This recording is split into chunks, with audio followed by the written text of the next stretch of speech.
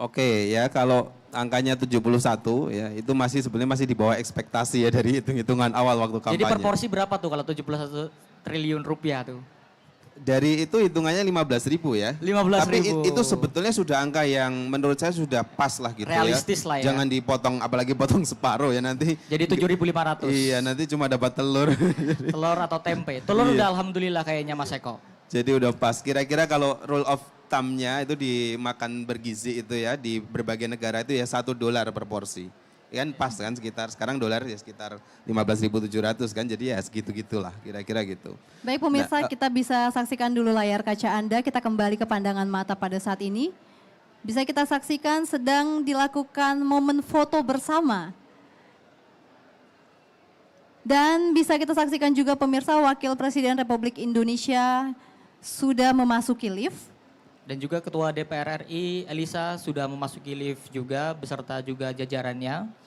Ini sepertinya sudah akan menuju ke ruang sidang paripurna dan tentu Anda dapat menyaksikan pemirsa anggota DPR RI dan juga tamu-tamu yang diundang ini sudah menghadiri ruangan sidang atau di Gedung Nusantara DPR RI dan tentunya ini menunjukkan antusiasme ya Elisa ya. Benar sekali, bisa kita saksikan mungkin ini akan menjadi rapat untuk menyaksikan pidato presiden yang terakhir untuk beberapa anggota ya Alfat ya. Betul. Dan tentu ini selalu menjadi momen yang bersejarah kembali tentunya. Dan Bapak Presiden Joko Widodo terlihat sudah akan menaiki tangga, memasuki Gedung Nusantara DPR RI didampingi Ibu Ketua DPR RI Dr. Honoris Causa Puan Maharani. Dan sebentar lagi tentu kita akan menyaksikan pidato kenegaraan Presiden Republik Indonesia pemirsa untuk rancangan Undang-Undang APBN di tahun 2025 dan juga sidang paripurna yang pertama untuk tahun anggaran 2024-2025. Baik, kira-kira ini adalah pidato presiden yang tentunya di siang hari ini yang banyak dinantikan oleh Betul. masyarakat Indonesia ya Mas Eko ya. benar. Terutama apalagi ASN-ASN nih. Jadi selalu menantikan, menyimak dari adanya sidang dari penyampaian RAPBN tahun 2025. Iya. Dan pemirsa dengan demikian selamat menyaksikan pidato kenegaraan Presiden Republik Indonesia dan juga pidato Ketua DPR RI pembukaan masa persidangan 1 tahun sidang 2024-2025.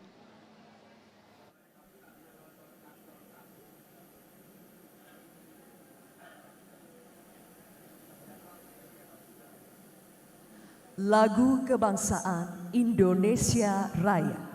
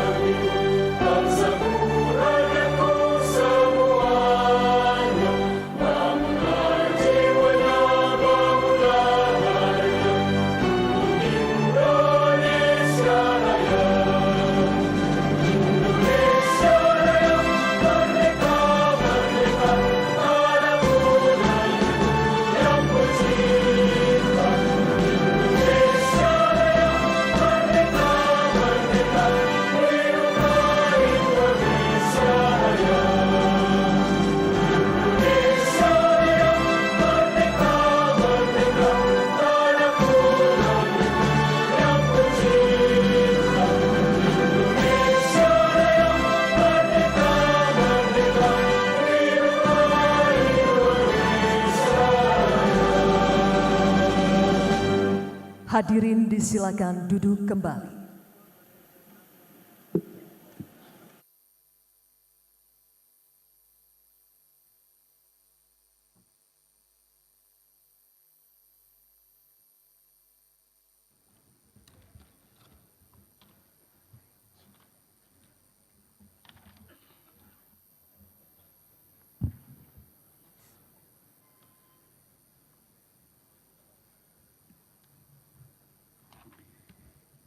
Assalamualaikum warahmatullahi wabarakatuh.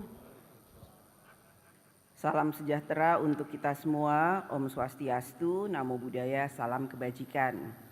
Yang kami hormati Saudara Presiden Republik Indonesia Insinyur Haji Joko Widodo, yang kami hormati Saudara Wakil Presiden Republik Indonesia Profesor Dr. Kiai Haji Ma'ruf Amin, yang kami hormati Saudara para Wakil Ketua dan Anggota DPR RI, yang kami hormati Saudara Ketua dan para Wakil Ketua MPR RI, yang kami hormati Saudara Ketua dan para Wakil Ketua dan Anggota DPD RI, yang kami hormati Saudara Ketua dan Wakil Ketua BPK RI, yang kami hormati Saudara Ketua dan Wakil Ketua Mahkamah Agung RI, yang kami hormati Saudara Ketua dan Wakil Ketua Mahkamah Konstitusi RI, yang kami hormati Saudara Ketua dan Wakil Ketua Komisi Yudisial RI, yang kami hormati para Menteri Kabinet Indonesia Maju, serta Jaksa Agung, Panglima TNI dan Kapolri, yang kami hormati para ketua umum partai-partai politik, dan tentu saja yang kami hormati rekan-rekan pers dan para undangan yang berbahagia, serta seluruh rakyat Indonesia yang kami muliakan.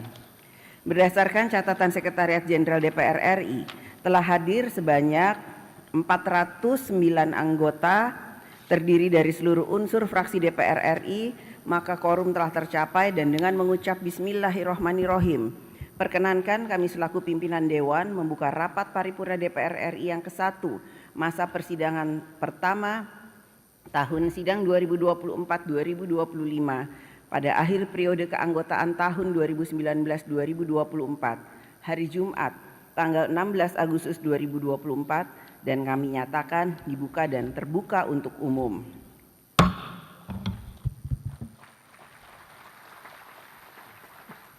Rapat paripurna DPR RI pada siang hari ini memiliki 2 agenda, yaitu pertama, pidato Ketua DPR RI dalam rangka pembukaan masa persidangan pertama tahun sidang 2024-2025. Kedua, pidato kenegaraan Presiden Republik Indonesia dalam rangka penyampaian keterangan pemerintah atas rancangan undang-undang tentang anggaran pendapatan dan belanja negara tahun anggaran 2025 beserta nota keuangan dan dokumen pendukungnya.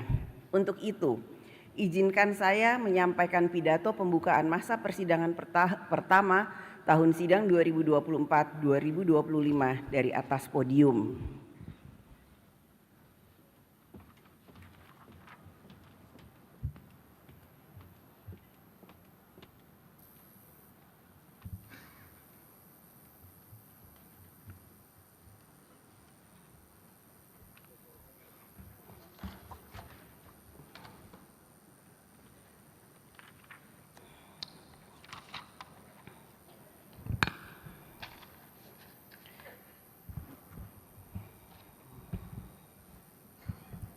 Saudara Presiden dan Saudara Wakil Presiden, sidang Dewan yang terhormat, yang kami muliakan seluruh rakyat Indonesia.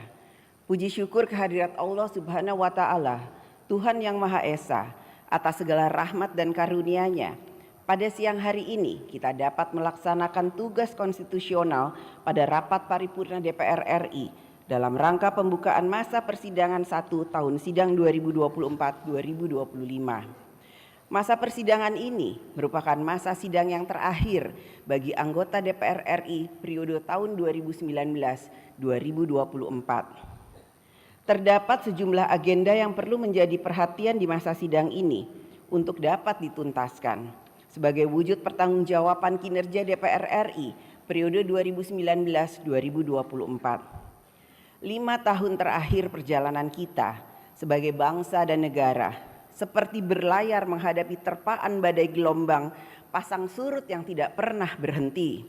Dimulai dari pandemi COVID-19, konflik geopolitik regional antar negara, ketegangan geopolitik yang meluas hingga ke Timur Tengah, krisis pangan, krisis energi global, serta gejolak ekonomi global.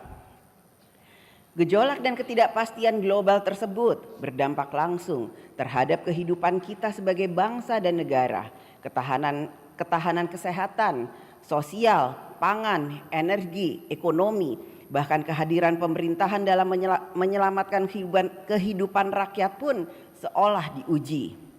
APBN sebagai salah satu instrumen yang strategis dalam penyelenggaraan pemerintahan negara bahkan mengalami koreksi yang sangat dalam atas ruang fiskal untuk dapat menangani berbagai urusan kebutuhan rakyat.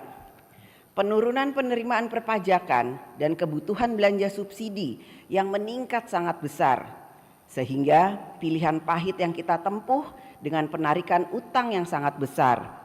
Walaupun demikian, terima kasih kami ucapkan atas gotong royong, kerja bersama seluruh pemangku kepentingan, DPR RI, pemerintah pusat, pemerintah daerah, TNI, Polri, BUMN, swasta, UMKM, dan seluruh rakyat. Perekonomian nasional berangsur pulih. Hal ini patut kita syukuri bersama karena banyak pengalaman negara lain belum sepenuhnya pulih, apalagi ekonominya dapat tumbuh 5%-an tiap tahun. Pembangunan nasional walaupun disertai berbagai tantangan telah berhasil memajukan Indonesia, khususnya dalam pembangunan infrastruktur yang masif. Akan tetapi di tengah semaraknya pembangunan lahiriah ini, kita justru kurang merawat pembangunan karakter bangsa. Pembangunan karakter bangsa yang memiliki integritas dan etos kerja belum dirasakan dalam keseharian hidup berbangsa dan bernegara.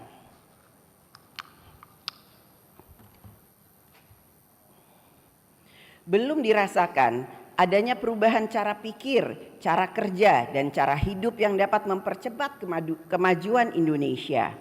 Saudara Presiden dan Saudara Wakil Presiden, hadirin sidang yang terhormat. Sesuai dengan amanat konstitusi, menjadi tugas dan tanggung jawab DPR RI bersama pemerintah untuk membentuk undang-undang. Dalam memenuhi kebutuhan hukum nasional, DPR RI bersama pemerintah harus memiliki komitmen yang kuat dalam menyusun substansi undang-undang agar berisikan keberpihakan kepada rakyat, mengutamakan kepentingan nasional, menjaga persatuan dan kesatuan, serta selaras dengan Undang-Undang Dasar Negara Republik Indonesia tahun 1945. Tanpa komitmen ini, maka undang-undang dapat menjadi jalan untuk melegitimasi kekuasaan yang sewenang-wenang, menciptakan ketidakadilan sosial. Undang-undang dapat menjadi alat untuk membajak kekuasaan untuk kepentingan tertentu. Oleh karena itu, dalam memastikan bahwa suatu pembentukan undang-undang merupakan kepentingan bangsa dan negara, kepentingan-kepentingan yang lebih besar, maka dalam membentuk undang-undang harus dilakukan meaningful participation, yaitu melibatkan kalangan masyarakat yang berkepentingan dan atau terdampak atas pengaturan oleh undang-undang. DPR RI dan pemerintah harus dapat mendengarkan suara rakyat, membuka mata dan telinga atas aspirasi rakyat secara hikmat dan bijaksana, sehingga pembentukan undang-undang dapat memberikan kehidupan berbangsa dan bernegara berjalan tertib, memberikan perlindungan, memberikan jalan mencapai kesejahteraan, memberikan keadilan, menjaga sumber daya bangsa dan negara, dan lain sebagainya.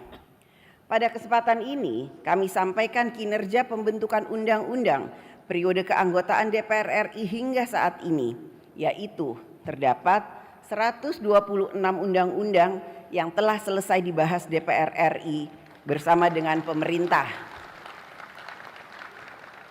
Melalui alat kelengkapan DPR RI dengan rincian sebagai berikut.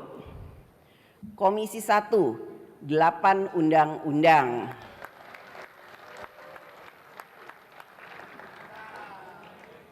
Komisi 2, 80 undang-undang.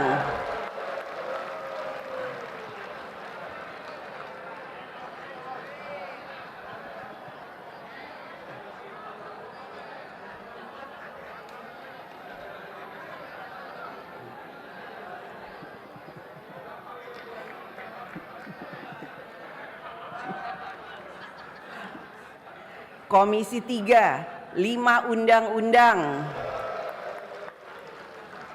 Komisi 4, 1 undang-undang. Komisi 5, 1 undang-undang. Komisi 6, 5 undang-undang. Komisi 7, 1 undang-undang. Komisi 8, 1 undang-undang. Komisi 9, 1 undang-undang. Komisi 10, 4 undang-undang. Komisi 11, 5 undang-undang. Badan Legislasi, 9 undang-undang. Badan Anggaran, 1 undang-undang. Selain Undang-Undang Anggaran Pendapatan dan Belanja Negara. Panitia Khusus DPR RI, 4 undang-undang.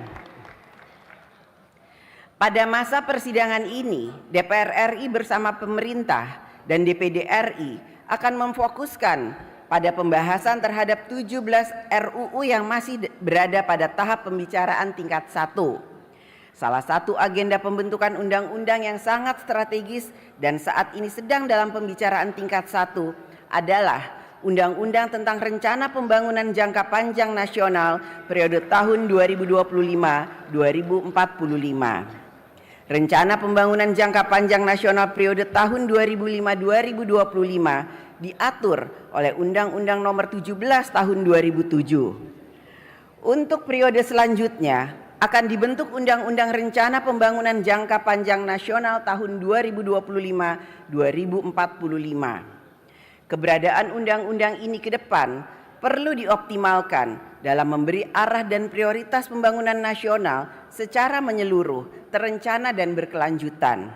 Sehingga setiap presiden, gubernur, bupati, wali kota tidak lagi memiliki ambisi visi misi pribadi masing-masing dalam membangun Indonesia. Kita secara kolektif harus memiliki politik pembangunan Indonesia yang terencana, terkoordinasi dan berkelanjutan. Perencanaan pembangunan nasional hendaknya memastikan bahwa usaha dan kerja keras kita dalam membangun Indonesia memiliki arah dan tujuan bersama. Saudara Presiden dan Wakil Presiden, hadirin sidang yang terhormat, DPR RI melalui fungsi pengawasan memastikan bahwa kinerja pemerintah dapat mensejahterakan rakyat, mempermudah urusan rakyat, membangun sarana prasarana untuk rakyat, menciptakan ketertiban, wujudkan rasa aman, dan lain sebagainya. DPR RI memberikan perhatian yang besar terkait permasalahan yang menjadi perhatian rakyat, yaitu antara lain serangan cyber terhadap pusat data nasional, penggabungan lembaga penyiaran publik, pengangkatan guru honorer menjadi pegawai pemerintah dengan perjanjian kerja, izin hak guna usaha di ibu kota Nusantara, mafia tanah, perjudian online, korupsi tambang timah, kinerja penyertaan modal negara pada beberapa BUMN, penyelesaian proyek strategis nasional, subsidi listrik di daerah tertinggal, terluar dan terdepan, alokasi kuota tambahan haji, peraturan pelaksana undang-undang omnibus tentang kesehatan, penerimaan peserta didik baru secara daring, kebijakan cleansing guru honorer, dan stabilitas nilai tukar rupiah. DPR RI juga memberikan perhatian pada persiapan penyelenggaraan pemilihan kepala daerah yang akan dilaksanakan pada tanggal 27 November 2024 yang akan datang. DPR RI akan memastikan penyelenggara pemilu melaksanakan tugasnya dengan baik sehingga seluruh pemilih menggunakan hak pilihnya secara demokratis. Secara khusus, DPR RI menggunakan hak angket atas penyelenggaraan haji tahun 2024 yang banyak menimbulkan berbagai masalah pelaksanaan haji pada tahun 2024. Pemerintah harus memiliki komitmen yang tinggi untuk menindaklanjuti berbagai keputusan rapat kerja komisi dan alat kelengkapan dewan lainnya. Komitmen pemerintah tersebut menunjukkan bahwa terdapat saling menghormati kewenangan antara lembaga eksekutif dan legislatif. Prinsip checks and balances di antara cabang-cabang kekuasaan negara, eksekutif, legislatif, dan yudikatif telah diamanatkan di dalam konstitusi, bahkan diperkuat sejak amandemen pasca reformasi. Kita dapat menikmati bagaimana prinsip check and balances cabang-cabang kekuasaan dilaksanakan dari masa ke masa sebelum reformasi. Prinsip checks and balances tersebut dapat berjalan efektif apabila kelembagaan demokrasi berada di alam yang demokratis. Kehidupan demokrasi membutuhkan kelembagaan demokrasi yang sehat. Partai politik, pemilu, kekuasaan lembaga-lembaga negara, hak-hak rakyat untuk hidup cerdas merupakan kelembagaan demokrasi yang harus dibangun di atas prinsip-prinsip yang dapat memberikan nafas kehidupan berdemokrasi. Tanpa itu, maka demokrasi tidak akan berjalan. Pada kesempatan ini, saya menyampaikan apresiasi yang dalam dan ucapan terima kasih kepada media, wartawan, dan jurnalis yang juga telah ikut melaksanakan fungsi kontrol sosial atas penyelenggaraan pemerintahan negara, termasuk terhadap DPR RI. Kepada media, rakyat juga menitipkan harapan agar dapat ikut mengawal demokrasi, mengawal jalannya kedaulatan rakyat melalui media yang mencerdaskan kehidupan bangsa. Menjadi tugas sejarah kita bersama, DPR RI dan pemerintah, untuk mewujudkan kedaulatan rakyat yang memberikan kehidupan rakyat yang semakin baik, hidup lebih sejahtera, nyaman, mudah dalam berbagai urusan, dan negara selalu hadir untuk rakyat. Saudara Presiden dan Saudara Wakil Presiden, hadirin sidang yang terhormat, DPR RI melalui tugas diplomasi menjalankan misi dan komitmen dalam membangun dunia yang lebih baik. Dunia dengan tatanan sosial, ekonomi, serta politik yang humanis, berkeadilan sosial, damai, dan melestarikan sumber daya alam serta lingkungan. Selama periode 2019-2024 ini, DPR RI telah berperan aktif dalam forum internasional yang ditunjukkan dengan kepemimpinan DPR RI dalam forum-forum internasional. Serangkaian kegiatan diplomasi tersebut dilakukan oleh DPR RI untuk memperkuat politik luar negeri Indonesia dan posisi Indonesia dalam memperjuangkan kepentingan nasional. Saudara Presiden dan Saudara Wakil Presiden, hadirin sidang yang terhormat, agenda kedua pada siang hari ini adalah pidato Presiden Republik Indonesia dalam penyampaian keterangan pemerintah atas rancangan undang-undang tentang anggaran pendapatan dan belanja negara APBN tahun anggaran 2025 beserta nota keuangannya. APBN tahun anggaran 2025 berada pada masa transisi pemerintahan, sehingga penyusunannya juga khusus sebagaimana diatur di dalam Undang-Undang Nomor 17 Tahun 2007 tentang Rencana Pembangunan Jangka Panjang Nasional tahun 2005-2025, yaitu Presiden yang sedang memerintah pada tahun terakhir pemerintahannya diwajibkan menyusun rencana kerja pemerintah untuk tahun pertama periode pemerintahan presiden berikutnya. Presiden terpilih periode berikutnya tetap mempunyai ruang gerak yang luas untuk menyempurnakan rencana kerja pemerintah dan APBN pada tahun pertama pemerintahannya melalui mekanisme perubahan APBN atau APBNP. Tahun 2025 merupakan tahun pertama dari pemerintahan baru, sehingga pemerintahan baru tersebut memiliki program-program yang sudah harus dijalankan sejak tahun pertamanya. Oleh karena itu, di dalam pembahasan kerangka ekonomi makro dan pokok-pokok kebijakan fiskal APBN tahun 2025, DPR RI dan pemerintah bersepakat untuk tetap memberikan ruang yang seluas-luasnya bagi pemerintahan yang baru dalam menjalankan program kerjanya di tahun 2025. DPR RI bersama pemerintah telah melakukan pembahasan dan menyepakati kebijakan ekonomi makro, dan pokok-pokok kebijakan fiskal APBN tahun anggaran 2025 yang menjadi dasar penyusunan nota keuangan dan RUU RAPBN tahun 2025 beserta nota keuangan yang akan disampaikan oleh Saudara Presiden. Dana APBN berasal dari uang rakyat. Oleh karena itu, belanja negara harus lebih banyak dialokasikan dan efektif dalam memudahkan rakyat dalam mendapatkan pelayanan kesehatan, pendidikan, memperoleh pemberdayaan ekonomi, membangun sarana dan prasarana dalam mendukung kegiatan ekonomi rakyat, dan lain sebagainya yang pada pokoknya adalah penerima manfaat belanja negara adalah rakyat. Pemerintah harus dapat memiliki indikator yang terukur dari seluruh alokasi anggaran program di setiap kementerian dan lembaga yang menunjukkan bahwa belanja negara memenuhi kriteria belanja yang berkualitas atau spending better dan bukannya hanya sekedar lebih baik belanja atau better to spending. Pemerintah harus menyelesaikan berbagai persoalan struktural agar target pertumbuhan ekonomi yang lebih besar, agar Indonesia bisa keluar dari middle income trap.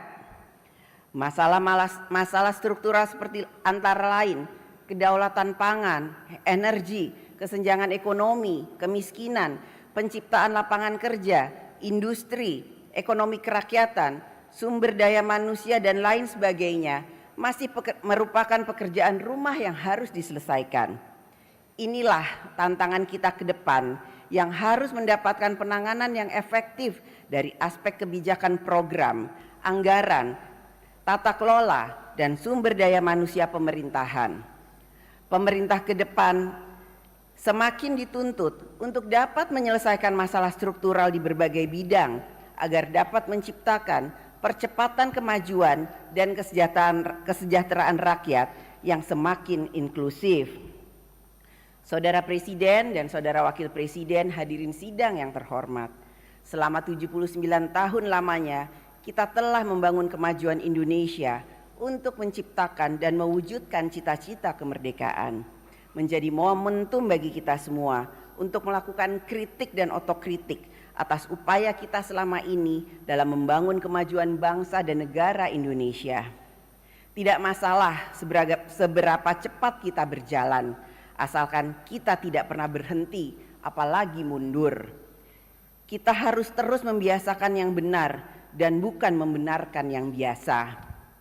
Kita harus terus memperkuat hal-hal yang baik dan membuang hal-hal yang buruk. Dirgahayu Republik Indonesia, sekali merdeka, tetap merdeka. Merdeka! Demikian pidato pembukaan masa persidangan 1 tahun sidang 2004-2025 dengan mengucapkan Bismillahirrahmanirrahim atas nama pimpinan DPR RI. Kami mengumumkan kepada seluruh rakyat Indonesia bahwa masa persidangan 1 DPR RI tahun sidang 2024-2025 akan dimulai sejak hari ini, Jumat 16 Agustus 2024 sampai dengan hari Senin tanggal 30 September 2024. Terima kasih. Wassalamualaikum. Belum ditutup.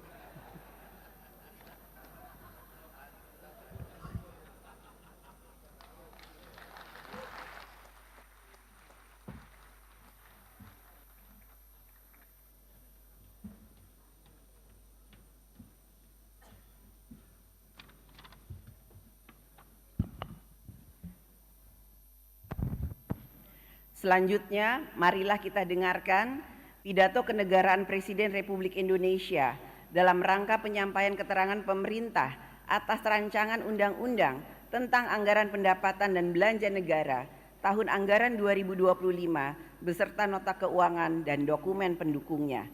Kepada Saudara Presiden, kami persilahkan.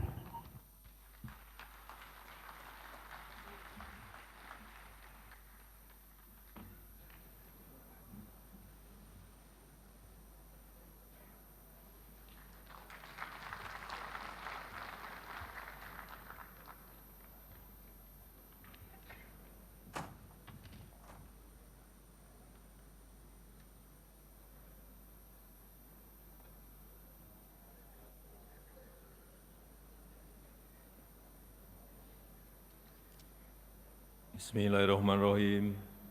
Assalamualaikum warahmatullahi wabarakatuh. Selamat siang, salam sejahtera bagi kita semuanya. Shalom, Om Swastiastu, Namo Buddhaya, salam kebajikan. Yang saya hormati Wakil Presiden Republik Indonesia, Bapak Profesor Dr. Kiai Haji Ma'ruf Amin. Yang saya hormati Ibu Dr. Puan Maharani, Ketua DPR RI, beserta para pimpinan dan anggota Dewan Perwakilan Rakyat Republik Indonesia. Yang saya hormati Bapak Dr. Bambang Susatyo, Ketua MPR RI, beserta seluruh pimpinan dan anggota MPR RI yang saya hormati. Yang saya hormati Bapak Lanyala Mataliti, Ketua DPR RI, Ketua DPD RI, beserta para pimpinan dan anggota Dewan Perwakilan Daerah Republik Indonesia, yang saya hormati pimpinan dan anggota lembaga-lembaga negara, yang saya hormati Bapak Jenderal TNI Purnawirawan Prabowo Subianto, Presiden terpilih Republik Indonesia,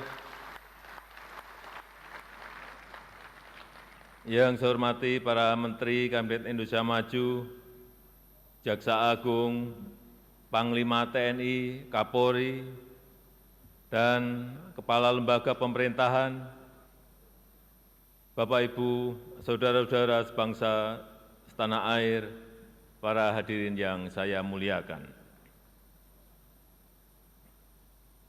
Kita patut bersyukur sebagai bangsa yang tangguh, Indonesia mampu menghadapi tantangan yang sangat berat selama 10 tahun terakhir.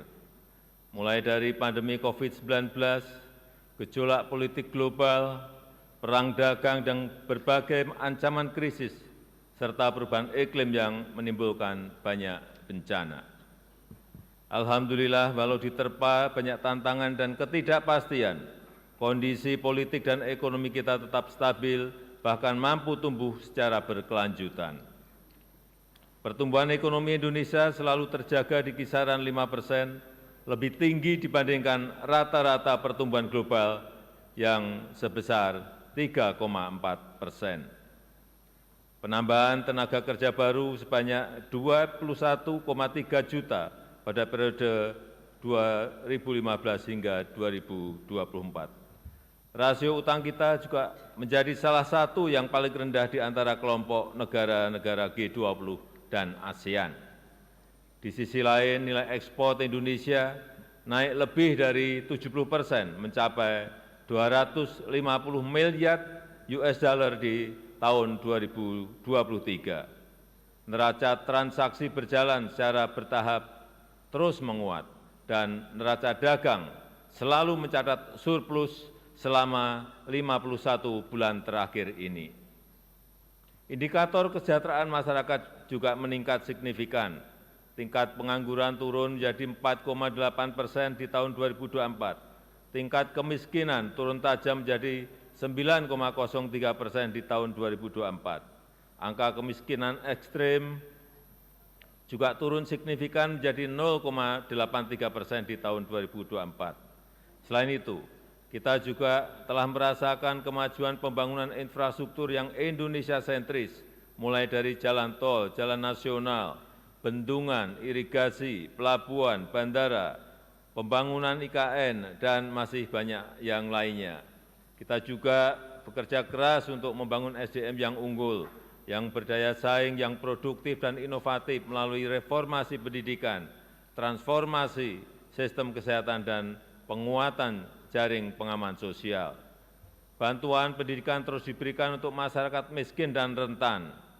Program Indonesia Pintar untuk pendidikan sekitar 20 juta siswa per tahun diberikan. Program KIP Kuliah dan Bidik Misi untuk pendidikan 1,5 juta mahasiswa, serta beasiswa LPDP untuk pendidikan sekitar 45.000 mahasiswa. Selain itu, upaya perbaikan sektor kesehatan juga menunjukkan hasil yang baik. Angka kematian bayi turun dari sebelumnya 27 per 1.000 kelahiran menjadi 17 per 1.000 kelahiran di tahun 2023. Angka prevalensi stunting turun dari sebelumnya 37% menjadi 21,5% di tahun 2023. Jumlah peserta Jaminan Kesehatan Nasional JKN juga meningkat dari sebelumnya 133 juta menjadi sekarang 273 juta di tahun 2024, di mana separuh dari jumlah tersebut adalah penerima bantuan iuran dari pemerintah. Ketua, pimpinan, dan anggota Dewan yang saya muliakan, ke depan peran APBN harus kita manfaatkan untuk memperkokoh lompatan kemajuan, sehingga Indonesia bisa keluar dari middle income trap, yaitu dengan memanfaatkan bonus demografi, melanjutkan transformasi ekonomi, meningkatkan daya tarik investasi, dan membuka lebih banyak lapangan kerja, sehingga penyusunan RAPBN 2025 didasarkan pada asumsi dasar sebagai berikut. Inflasi akan dijaga pada kisaran 2,5%. Pertumbuhan ekonomi diperkirakan sebesar 5,2%. Dan karena kondisi ekonomi global yang masih relatif stagnan, pertumbuhan ekonomi kita akan lebih bertumpu pada permintaan domestik, sehingga daya beli masyarakat akan dijaga ketat dengan pengendalian inflasi, dengan penciptaan lapangan kerja dan dukungan program bansos dan subsidi. Pemerintah akan terus mengupayakan peningkatan produk-produk yang bernilai tambah tinggi, yang berorientasi ekspor, yang didukung oleh insentif fiskal yang kompetitif dengan tetap menjaga keberlanjutan fiskal. Bauran antara fiskal, moneter, dan sektor keuangan akan dijaga untuk mengakselerasi pertumbuhan ekonomi dan menjaga stabilitas sistem keuangan kita. Nilai tukar rupiah diperkirakan akan berada di sekitar 16.100 rupiah per dolar Amerika Serikat.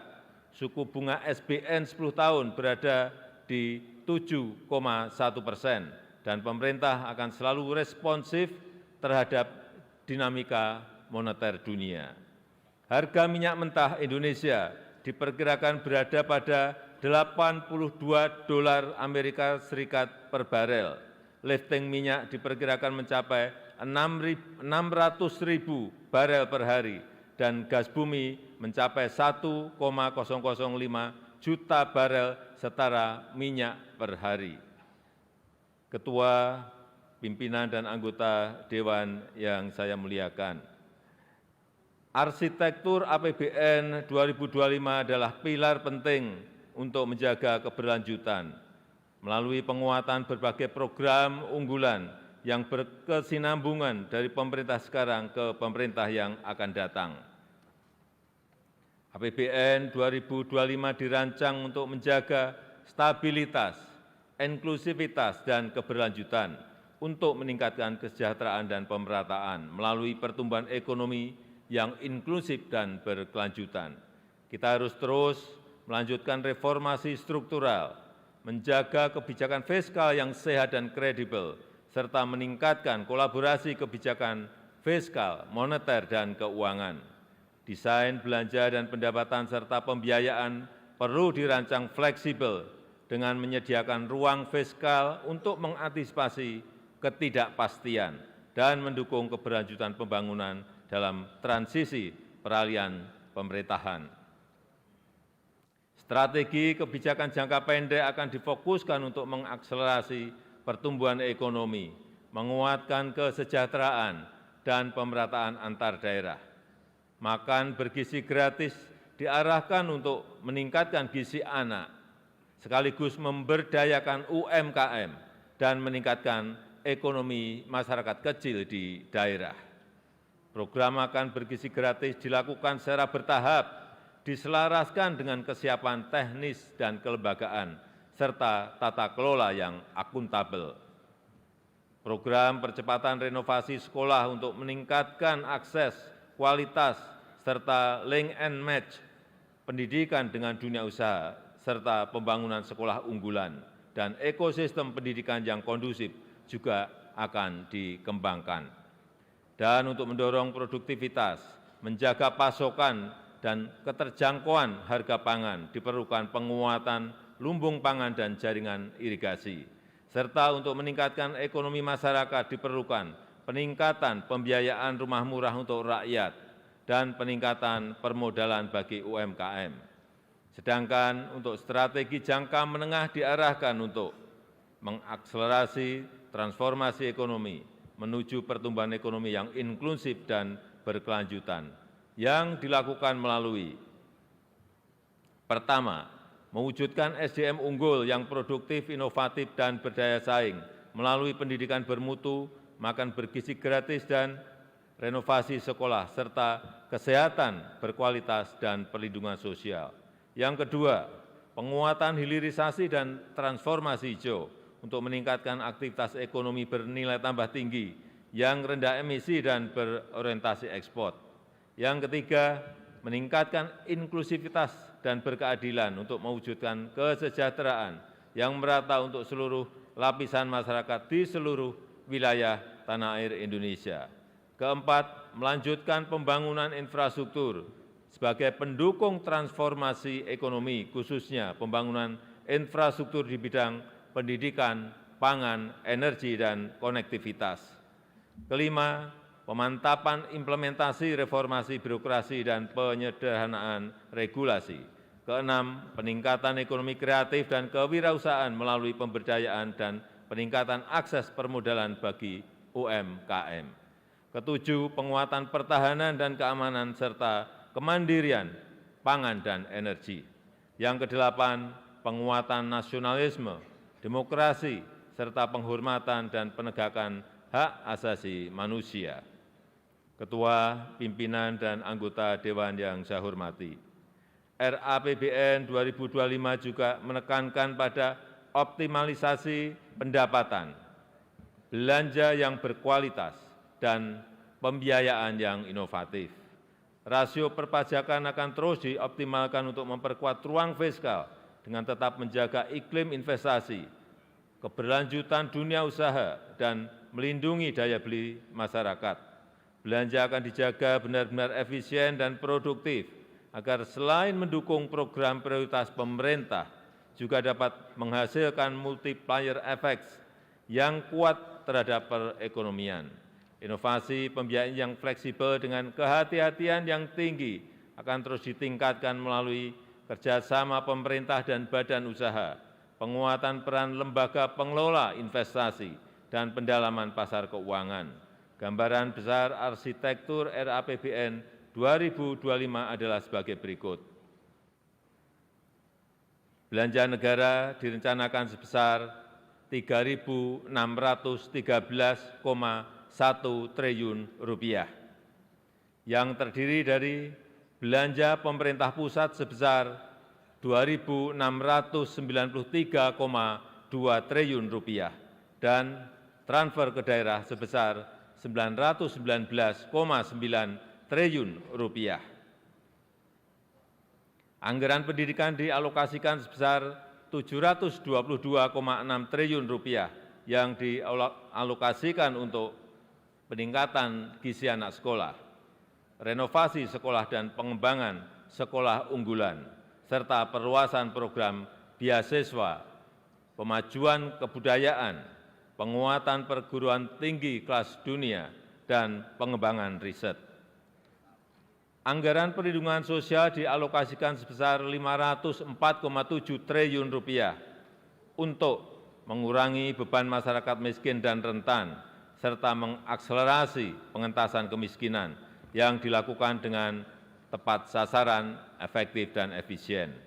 Anggaran kesehatan direncanakan sebesar Rp197,8 triliun atau 5,5% dari belanja negara untuk peningkatan kualitas dan keterjangkauan layanan, percepatan penurunan stunting dan penyakit menular seperti TBC, serta penyediaan pemeriksaan kesehatan gratis.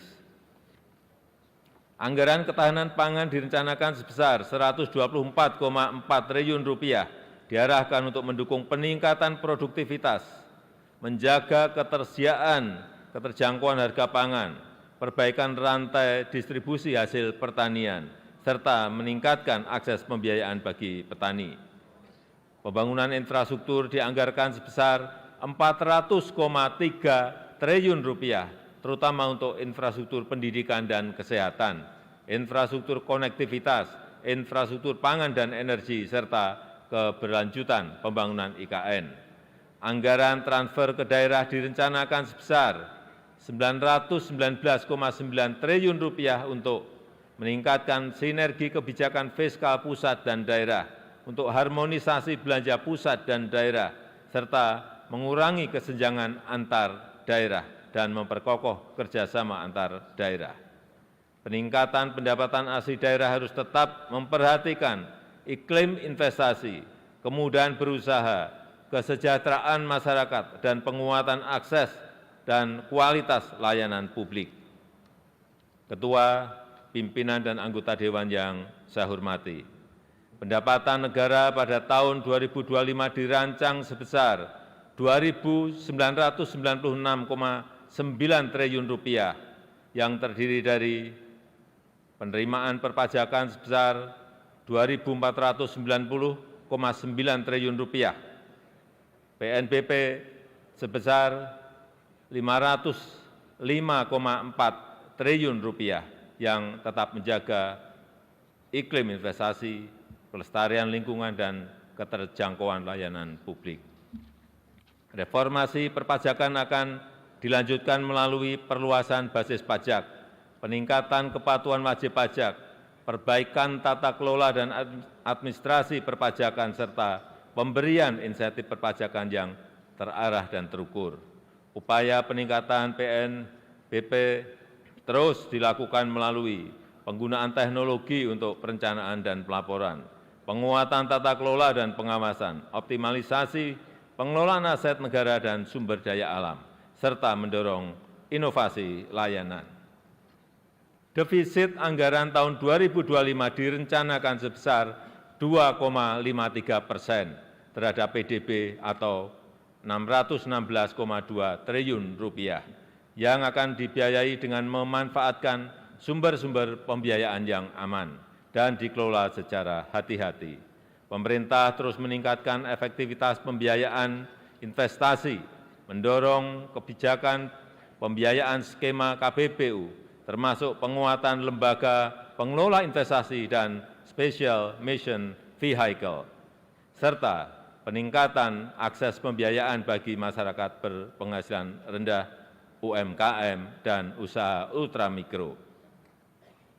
Tingkat pengangguran terbuka pada tahun 2025 diharapkan dapat ditekan menjadi 4,5% hingga 5%.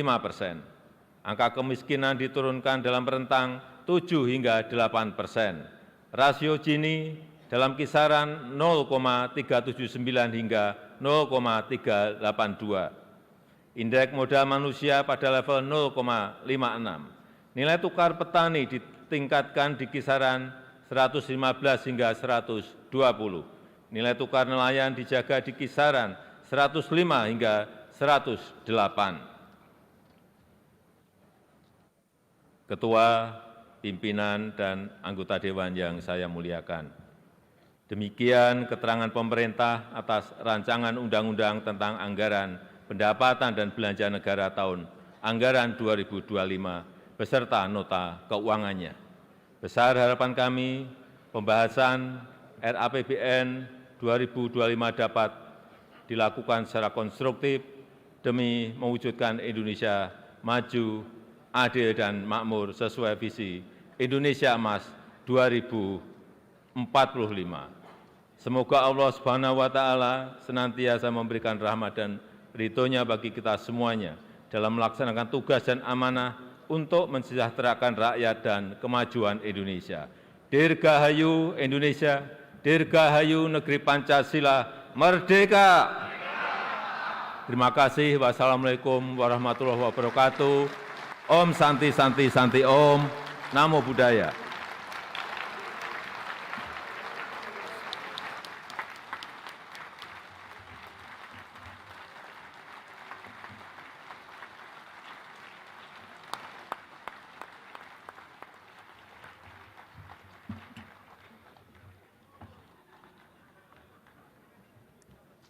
Persiapan penyampaian rancangan undang-undang tentang APBN tahun anggaran 2025 beserta nota keuangan dan dokumen pendukungnya dari Presiden Republik Indonesia kepada Ketua DPR RI dilanjutkan dengan penyampaian permintaan pertimbangan DPD RI atas rancangan undang-undang tentang APBN dan nota keuangan beserta dokumen pendukungnya dari Ketua DPR RI kepada Ketua DPD RI dan penandatanganan berita acara penyerahan rancangan undang-undang tentang APBN tahun anggaran 2025 oleh Ketua DPR RI dan Presiden Republik Indonesia serta penandatanganan berita acara penyerahan rancangan undang-undang tentang APBN beserta surat permintaan pertimbangan dari Ketua DPR RI kepada Ketua DPD RI. Ketua DPR RI dan Ketua DPD RI, kami silakan menempati tempat yang telah ditentukan.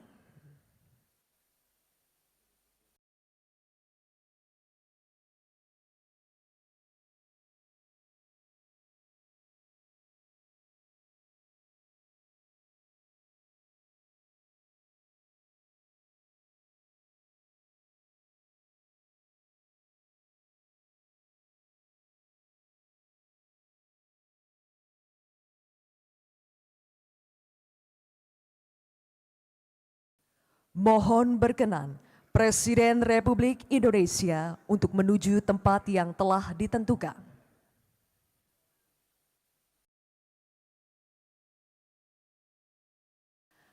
Penyampaian rancangan undang-undang tentang APBN tahun anggaran 2025 dan nota keuangan beserta dokumen pendukungnya dari Presiden Republik Indonesia kepada Ketua DPR RI.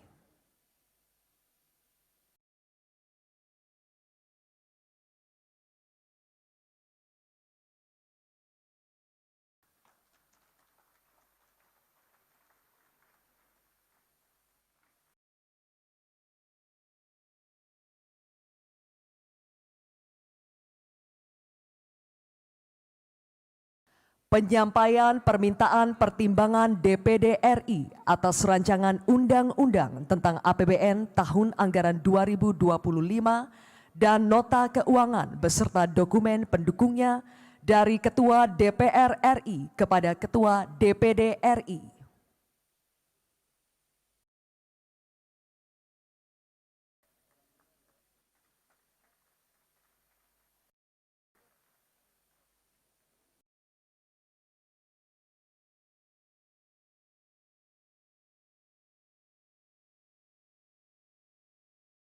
Penandatanganan berita acara penyerahan rancangan undang-undang tentang APBN tahun anggaran 2025 oleh Ketua DPR RI dan Presiden Republik Indonesia.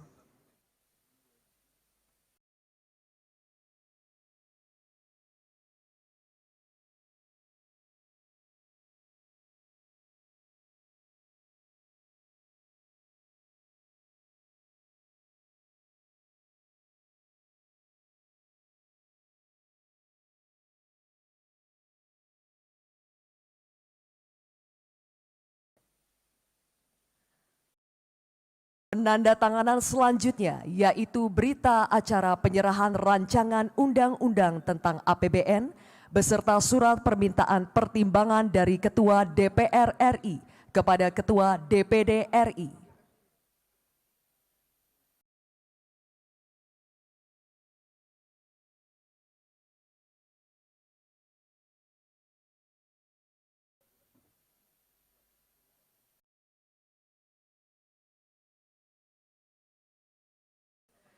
Presiden Republik Indonesia, Ketua DPR RI, dan Ketua DPD RI, kami silakan kembali ke tempat semula.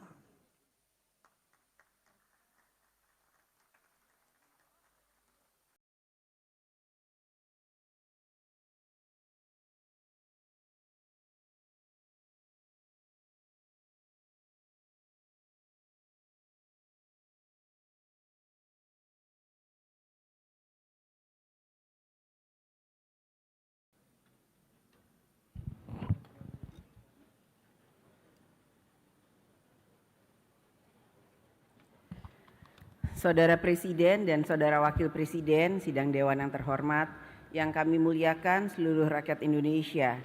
Demikianlah telah kita ikuti dan dengar bersama pidato kenegaraan Presiden Republik Indonesia dalam rangka penyampaian keterangan pemerintah atas rancangan undang-undang tentang anggaran pendapatan dan belanja negara tahun anggaran 2025 beserta nota keuangan dan dokumen pendukungnya. Atas nama seluruh anggota DPR RI, kami mengucapkan terima kasih. Sebelum mengakhiri rapat paripurna hari ini, kami silakan Saudara Haji Marwanda Sopang, anggota DPR RI dari fraksi Partai Kebangkitan Bangsa, untuk membacakan doa.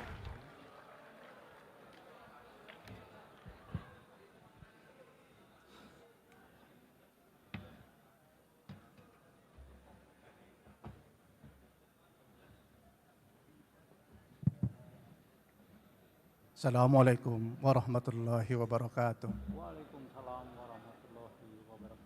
Sebelum berdoa, para hadirin yang saya muliakan, kami mengajak kita menundukkan kepala sejenak, merenung keagungan Allah, seraya berharap ridhonya. Izinkan doa kami bawakan secara Islam. Saudara-saudaraku lintas agama, mohon menyesuaikan. A'udzubillahi minasyaitonirrajim. Bismillahirrahmanirrahim. Alhamdulillahirabbil alamin. Hamdan syakirin, hamdan yuafi ni'amahu wa yukafi mazidah. Ya Rabbana lakal hamdu kama yanbaghi li jalali wajhikal karim wa azimil sultanik. Allahumma inna ala zikrika wa syukrika wa husni ibadatik. Allahumma salli ala sayyidina wa nabiyina wa habibina wa syafi'ina wa juhrina wa maulana Muhammad. Ya Allah, Ya Rahman, Ya Rahim. Pada hari ini kami memanjatkan puji syukur kepadamu, karena hanya dengan rahmat dan ridhomu-lah maka kami dapat hadir di tempat yang mulia ini untuk melaksanakan sidang paripurna pembukaan masa sidang persidangan 1 tahun 2024-2025, sekaligus memulai langkah mulia kami dalam menyusun rancangan anggaran pendapatan dan belanja negara tahun 2025. Oleh karenanya ya Allah, mudahkanlah kami dalam melaksanakan semua rencana yang telah kami susun untuk bangsa dan negara ini. Tiada hal yang sulit bagimu jika Engkau memudahkan. Ya Allah, Ya Hamid, Ya Syakur, bimbinglah kami hamba-hambamu untuk bisa menjadi masyarakat bangsa yang pandai mensyukuri nikmat-Mu.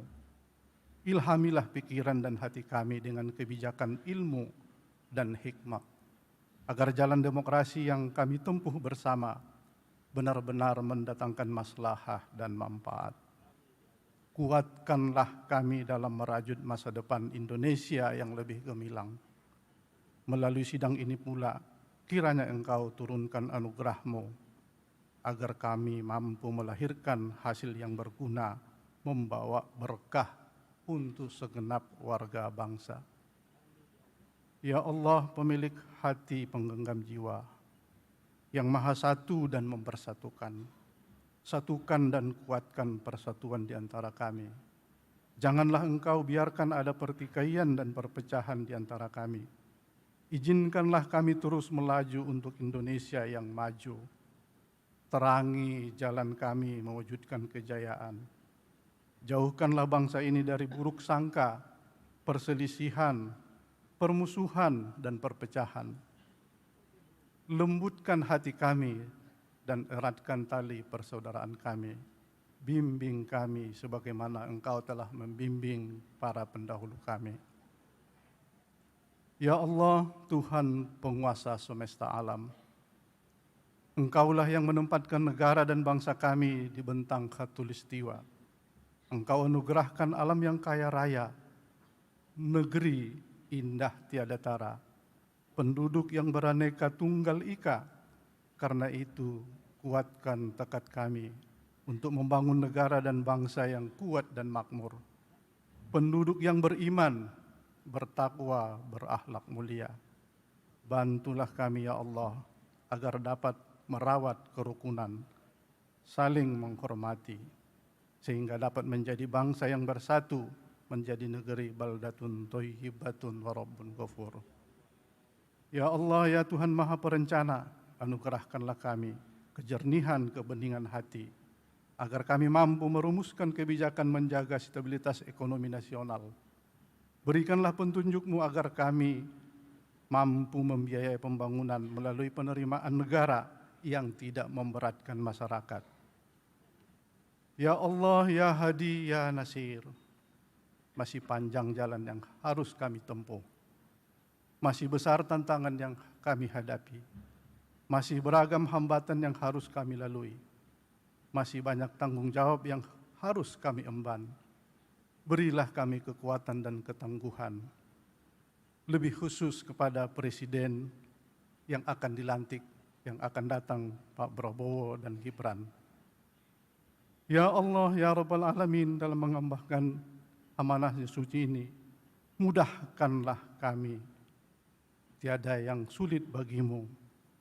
Ya Mujibas Sa'ilin, wahai Zat yang maha mendengar dan mengabulkan doa-doa hambanya, kabulkanlah permohonan dan doa kami. Rabbana atina fid dunya hasanah wa fil akhirati hasanah wa qina adzabannar.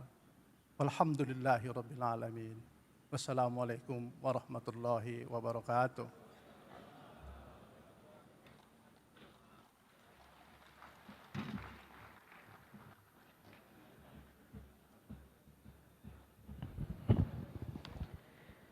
Terima kasih saya sampaikan kepada Saudara Haji Marwanda Sopang, anggota DPR RI dari fraksi Partai Kebangkitan Bangsa yang telah menyampaikan doa.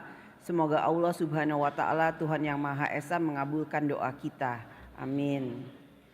Dengan telah selesainya pidato kenegaraan Presiden Republik Indonesia dan pembacaan doa, selesailah seluruh acara rapat paripurna DPR hari ini. Kami mengucapkan terima kasih kepada Saudara Presiden dan Wakil Presiden Republik Indonesia, anggota DPR RI dan anggota DPR RI, pimpinan lembaga, menteri-menteri Kabinet Indonesia Maju, serta seluruh hadirin dan undangan atas kesediaan dan semangatnya dalam mengikuti sidang paripurna hari ini.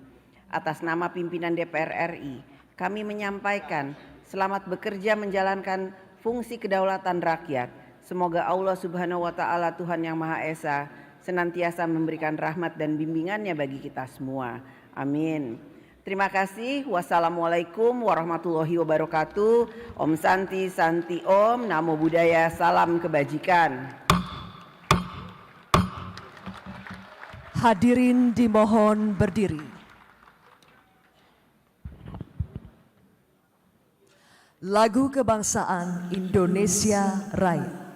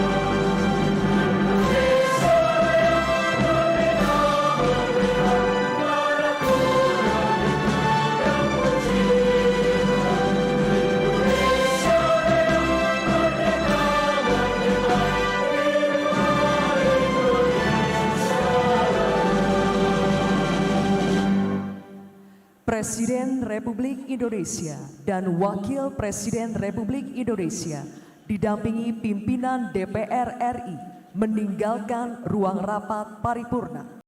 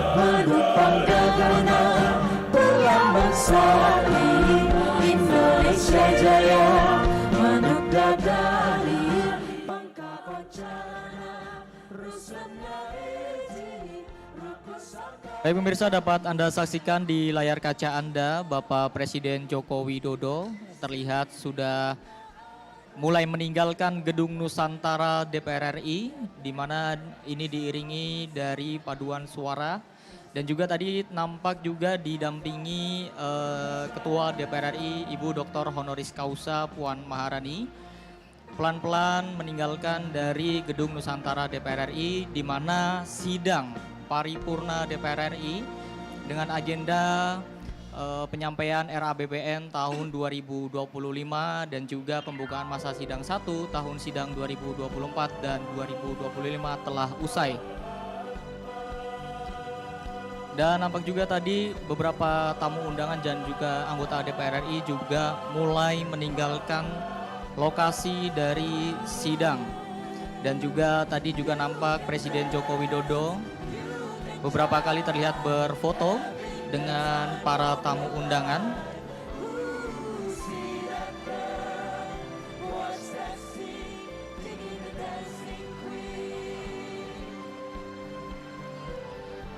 Bapak Presiden Jokowi terlihat masih menyapa tamu-tamu undangan sembari menuju pintu keluar Gedung Nusantara DPR RI.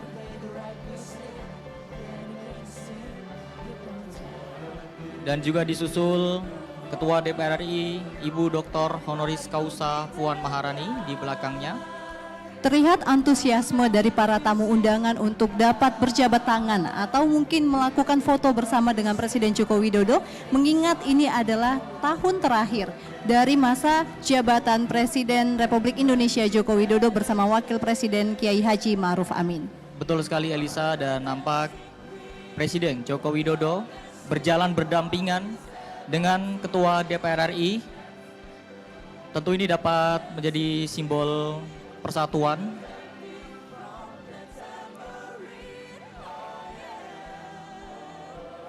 Dan tadi nampak juga ya Elisa, di saat kamera menampilkan gambar secara lebar di sidang paripurna, itu nampak banyak anggota DPR RI yang Yap. juga mengenakan pakaian adat. Ini tentu mewujudkan rasa cintanya kepada Betul sekali. adat dan juga kebudayaan yang ada di Indonesia. Betul sekali Alfat. Bisa kita lihat juga Ketua DPR RI Ibu Honoris Causa Puan Maharani juga menggunakan kebaya terlihat begitu anggun. Betul. Dan nampak juga di dalam ruang sidang masih ramai. Yap. Meskipun Presiden Joko Widodo sudah meninggalkan ruangan nih. Mungkin sekedar mengambil kenang-kenangan ya untuk berfoto bersama antara tamu undangan dan tamu undangan lainnya. Karena yang berada di dalam ruang sidang bukan hanya anggota DPR dan juga DPD RI ataupun yang biasa menyaksikan langsung, namun juga Alfat ada juga para teladan dan tamu undangan lainnya yang mungkin baru pertama kali mengikuti jalannya sidang paripurna DPR RI. Baik, dan dapat kami informasikan juga pemirsa bahwa saat ini di panggung kami masih dengan bersama Wakil Direktur Indef, Mas Eko Listianto, yang tentu akan mendalami dari penyampaian RAPBN tahun 2025 yang tadi sudah dipidatokan oleh Presiden Joko Widodo. Dan nampak pemirsa, Presiden Joko Widodo dan juga Ibu Ketua DPR RI dan juga di belakangnya ada Presiden terpilih Prabowo Subianto Yap. turut mengiringi Presiden Bersama Jokowi dengan ya. Wakil Presiden Kiai Haji Ma'ruf Amin, Betul, tampak berbincang tadi ya Alfat betul. dengan sumringah. Tentunya ini juga menjadi momen yang membahagiakan ya Elisa Betul. ya. Di momen yang bersejarah ini, Presiden terpilih Prabowo Subianto yang sekaligus saat ini masih menjabat sebagai Menteri Pertahanan dapat mendampingi Bapak Presiden Joko Widodo, dan terlihat Bapak Presiden Joko Widodo sudah mulai Akan segera memasuki iring-iringan akan memasuki, betul.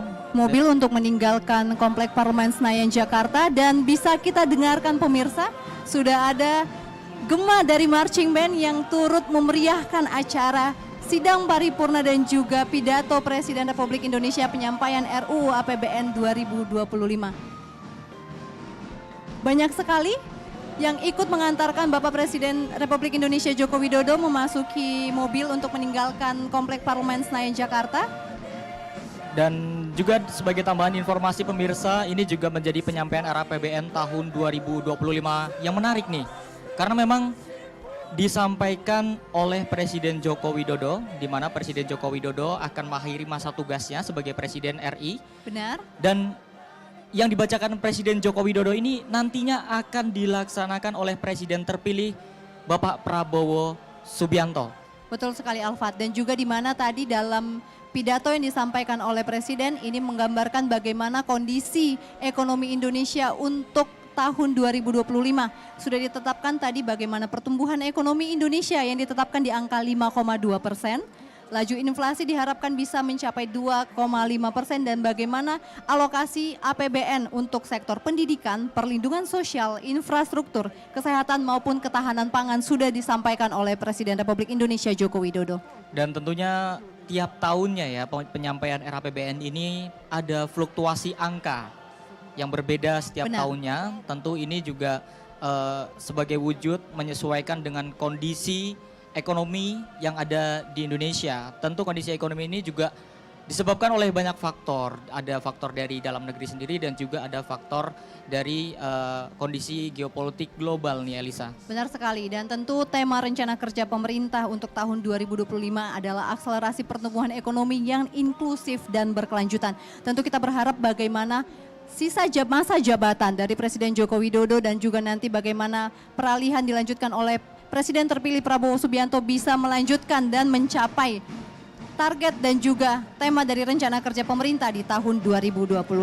Dan dapat Anda dengarkan pemirsa di layar kaca, iring-iringan Presiden Joko Widodo mulai meninggalkan Kompleks Parlemen Senayan Jakarta dengan diiringi marching band. Dan marching band pada kali ini dari Universitas Pertahanan. Tentu menjadi sangat meriah ya Elisa ikut dengan turut adanya marching band ya. memeriahkan Betul. pada hari ini. Dan tadi juga pemirsa juga sudah dibuka pada rapat paripurna yang pertama masa persidangan 1 tahun sidang 2024-2025 dan dengan demikian maka untuk masa sidang di tahun ini sudah mulai. Dan mari pemirsa kita sedikit membahas terkait dengan apa nih yang sudah disampaikan oleh Presiden Joko Widodo terkait dengan target-target yang telah ditetapkan sebagai rencana kerja pemerintah di tahun 2025 dengan Wakil Direktur Indef, Mas Eko Listianto. Mas Eko, kalau misalkan melihat Mas dari target pertumbuhan ekonomi di tahun 2025, ini ditetapkan 5,2% atau naik 1,5% dari tahun sebelumnya. Mas Eko melihatnya seperti apa dengan kondisi geopolitik global saat ini? Oke Mas Alfat ya, jadi kalau melihat tadi dari pidato Pak Presiden ya, target pertumbuhan ekonomi 5,2 ya ini pertama sebetulnya kalau dibandingkan dengan tahun ini kan targetnya sebenarnya juga 5,2 sebetulnya ya. Betul. Targetnya sama. Jadi artinya sama begitu dan secara keseluruhan dari asumsi makro tadi itu sebetulnya menggambarkan memang narasi keberlanjutan ya. Jadi melanjutkan, jadi targetnya kan tidak terlalu surprise juga begitu kan, kira-kira hampir sama dengan tahun ini.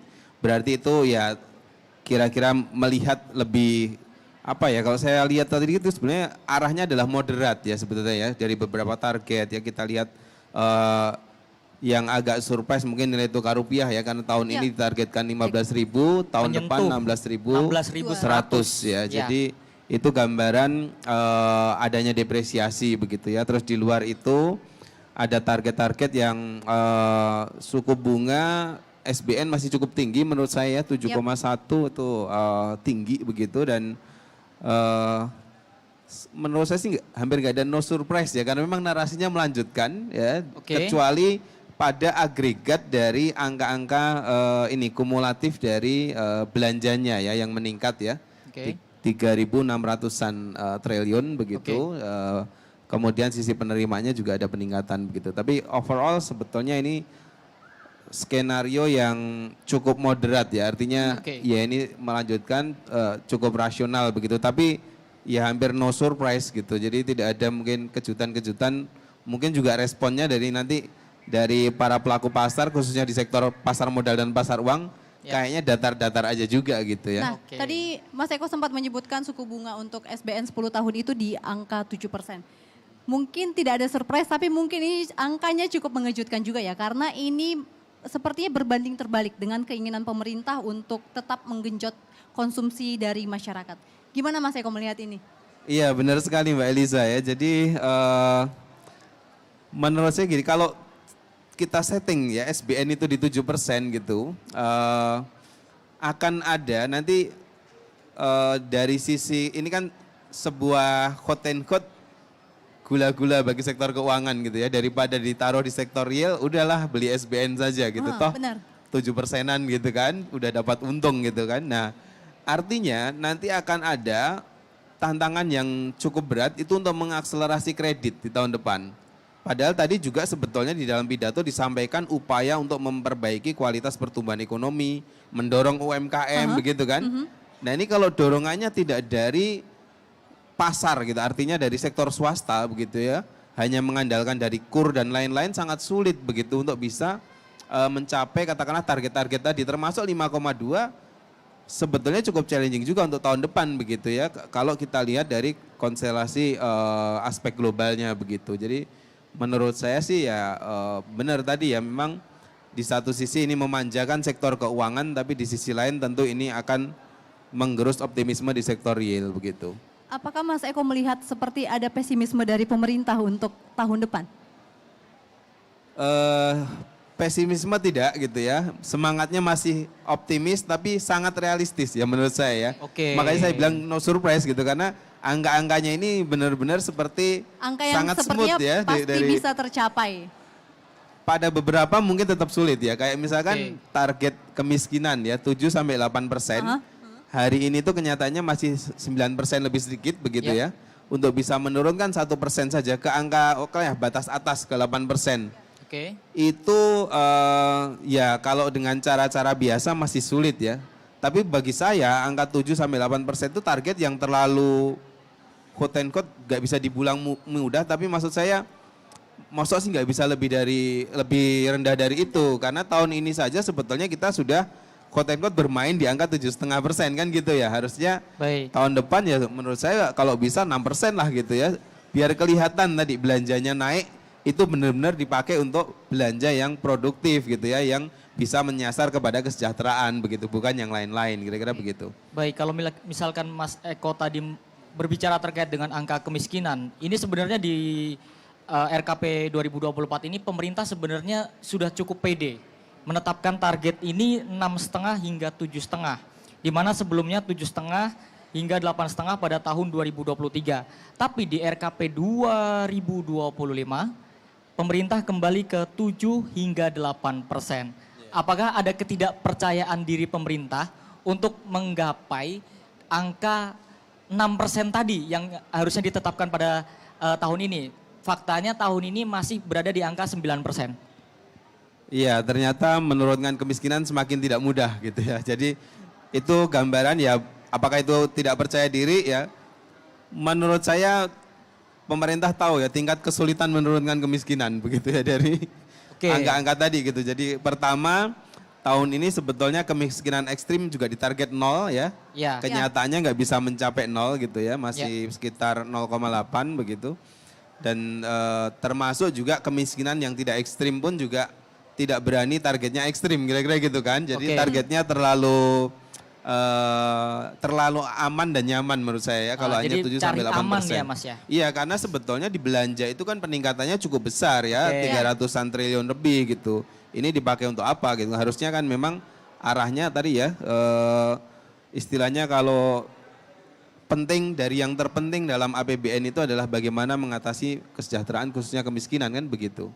Oke, pemerintah dinilai cari aman dari target untuk APBN 2025. Dan seperti apa kita akan lanjutkan diskusinya sesaat lagi pemirsa, tetap bersama kami di Talk Show Spesial 16 Agustus 2024.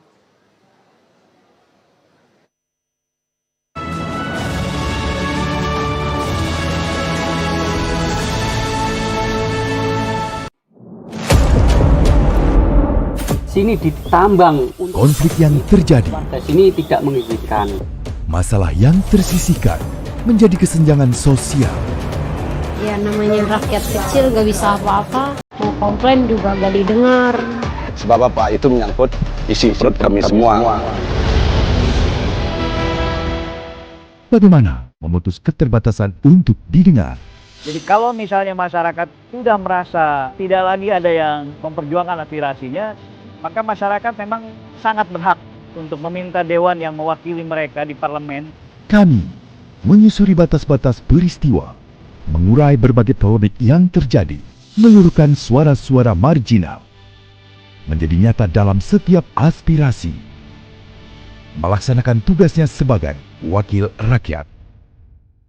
Saksikan Aksi Dewan setiap hari Senin dan Rabu pukul 10.30 waktu Indonesia Barat, hanya di TVR Parlemen.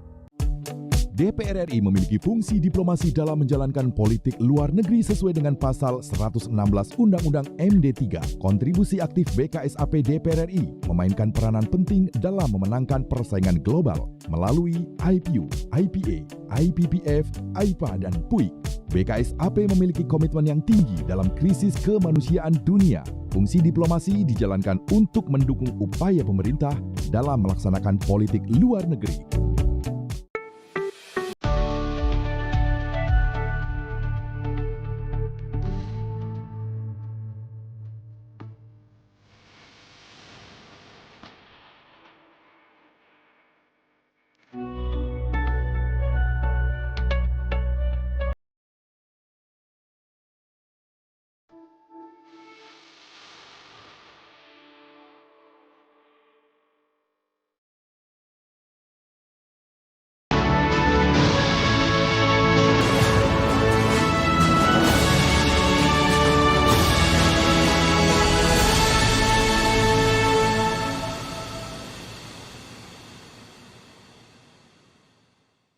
Saya Apri Jalman dari Ojol Gojek ingin mengucapkan selamat ulang tahun untuk Indonesia. Semua yang ke-79 supaya Indonesia makin jaya, maju, dan apresiasinya buat Gojek nih. Karena kita sebagai ojek online, tolong perhatiannya lah buat para pemimpin. Merdeka!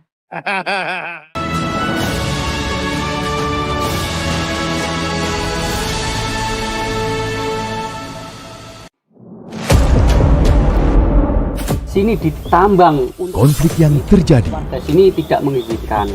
masalah yang tersisihkan menjadi kesenjangan sosial. Ya namanya rakyat kecil gak bisa apa-apa, mau komplain juga gak didengar.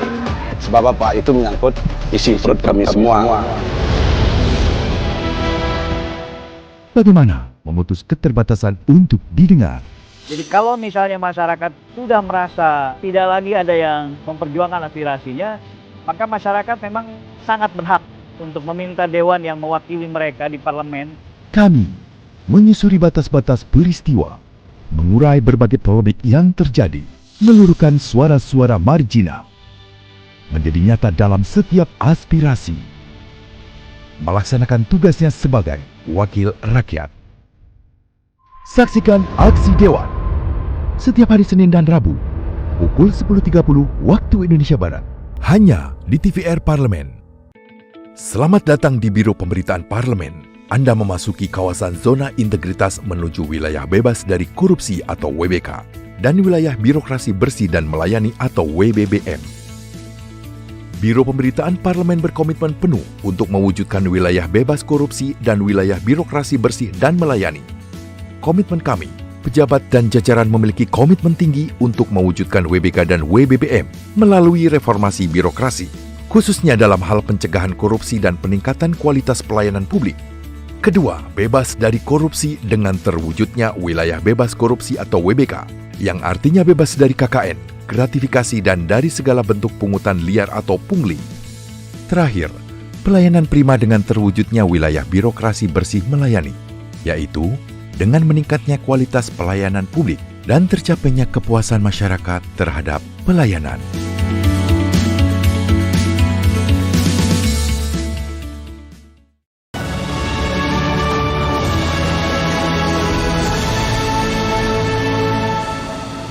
Ya pemirsa, terima kasih Anda masih menyaksikan talk show spesial Sidang 16 Agustus dan ini ada narasumber yang telah bergabung bersama kami. Tentunya Anda ini sudah tidak asing lagi karena sudah malang melintang di berbagai media dan juga cukup vokal dan cukup aktif saat sidang-sidang komisi ya, khususnya di Komisi 7. Ada Ibu Diah Roro Esti, anggota Komisi 7 DPR RI dari fraksi Partai Golkar untuk daerah pemilihan Jawa Timur 10. Terima kasih Ibu Diah Roro. Terima kasih banyak. Mau bergabung bersama kami untuk diskusi terkait dengan pidato khususnya RAPBN tahun 2025. Ibu Diah Roro tadi Ibu sudah mengikuti jalannya sidang paripurna DPR RI yang juga ada pemerintah menyampaikan APBN tahun 2025. Kira-kira yang menjadi fokus dari Ibu Roro nih, yang menarik dari penyampaian APBN tadi itu apa? Yang pertama-tama terima kasih atas undangannya, senang bisa ikut menyaksikan tadi ya pembahasan mengenai RAPBN tahun 2025 mengingat bahwa ini adalah tahun pertama pemerintahan baru. Jadi merancang kebijakan ini atas dasar bahwa kita mempersiapkan fondasi untuk pemerintahan ke depan agar bisa melaksanakan tugas-tugasnya dengan baik.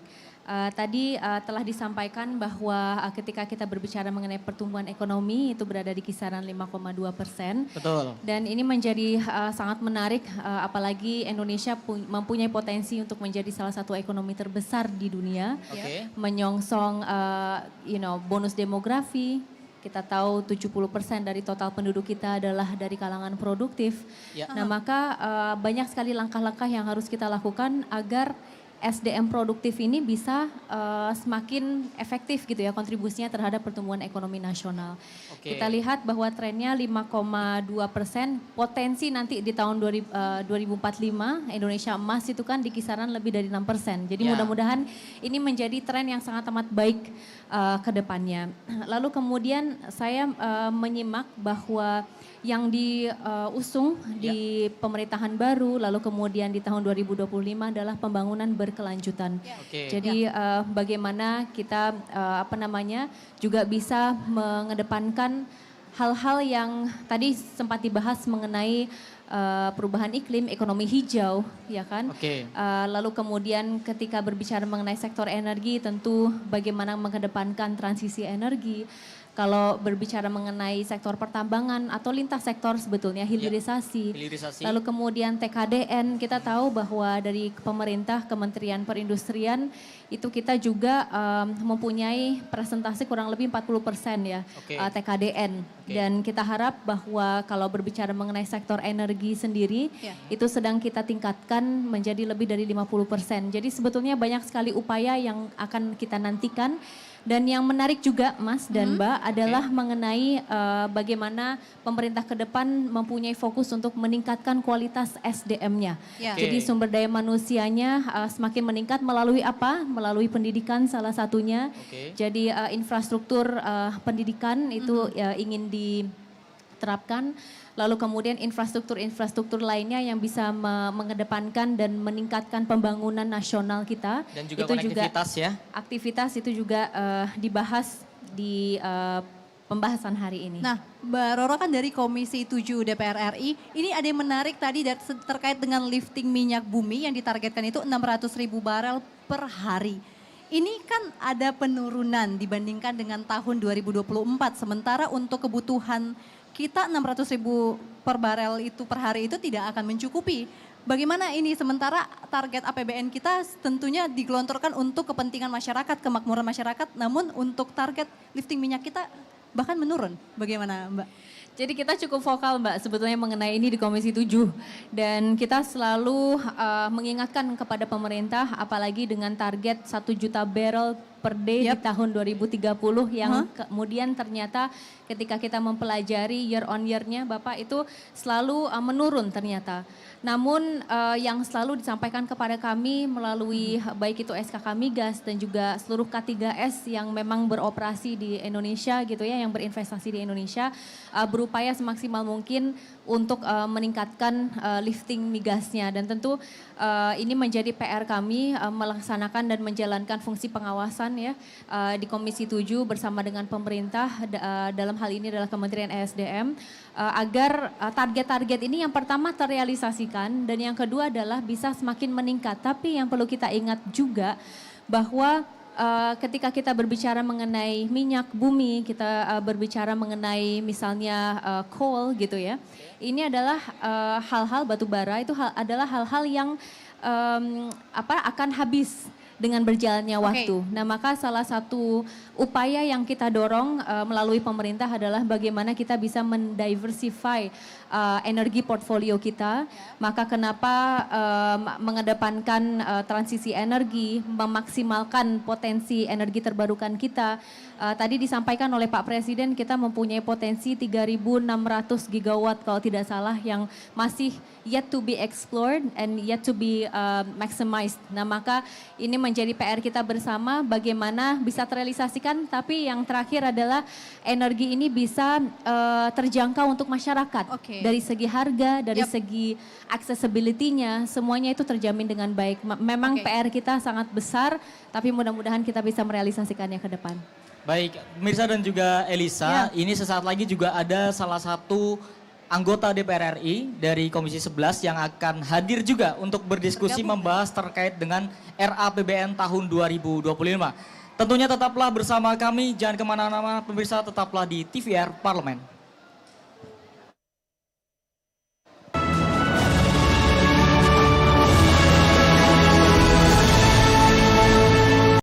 Selamat datang di Biro Pemberitaan Parlemen. Anda memasuki kawasan zona integritas menuju wilayah bebas dari korupsi atau WBK dan wilayah birokrasi bersih dan melayani atau WBBM. Biro Pemberitaan Parlemen berkomitmen penuh untuk mewujudkan wilayah bebas korupsi dan wilayah birokrasi bersih dan melayani. Komitmen kami, pejabat dan jajaran memiliki komitmen tinggi untuk mewujudkan WBK dan WBBM melalui reformasi birokrasi, khususnya dalam hal pencegahan korupsi dan peningkatan kualitas pelayanan publik. Kedua, bebas dari korupsi dengan terwujudnya wilayah bebas korupsi atau WBK, yang artinya bebas dari KKN, gratifikasi dan dari segala bentuk pungutan liar atau pungli. Terakhir, pelayanan prima dengan terwujudnya wilayah birokrasi bersih melayani, yaitu dengan meningkatnya kualitas pelayanan publik dan tercapainya kepuasan masyarakat terhadap pelayanan.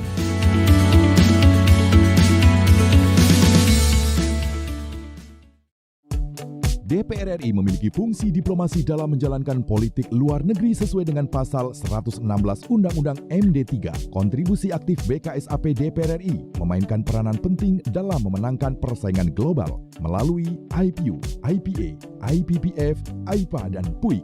BKSAP memiliki komitmen yang tinggi dalam krisis kemanusiaan dunia. Fungsi diplomasi dijalankan untuk mendukung upaya pemerintah dalam melaksanakan politik luar negeri.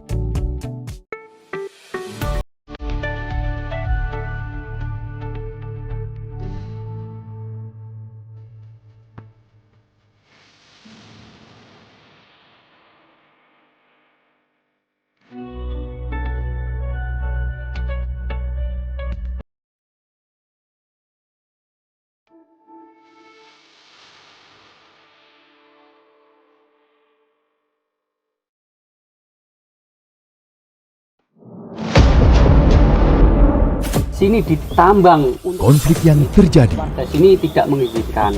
masalah yang tersisihkan menjadi kesenjangan sosial. Ya namanya rakyat kecil gak bisa apa-apa, mau komplain juga gak didengar. Sebab apa? Itu menyangkut isi perut kami semua. Bagaimana memutus keterbatasan untuk didengar? Jadi kalau misalnya masyarakat sudah merasa tidak lagi ada yang memperjuangkan aspirasinya, maka masyarakat memang sangat berhak untuk meminta dewan yang mewakili mereka di parlemen. Kami menyusuri batas-batas peristiwa, mengurai berbagai polemik yang terjadi, meluruhkan suara-suara marginal, menjadi nyata dalam setiap aspirasi, melaksanakan tugasnya sebagai wakil rakyat. Saksikan aksi Dewan setiap hari Senin dan Rabu pukul 10.30 waktu Indonesia Barat, hanya di TVR Parlemen. DPR RI memiliki fungsi diplomasi dalam menjalankan politik luar negeri sesuai dengan pasal 116 Undang-Undang MD 3. Kontribusi aktif BKSAP DPR RI memainkan peranan penting dalam memenangkan persaingan global melalui IPU, IPA, IPPF, IPA, dan PUIK. BKSAP memiliki komitmen yang tinggi dalam krisis kemanusiaan dunia. Fungsi diplomasi dijalankan untuk mendukung upaya pemerintah dalam melaksanakan politik luar negeri.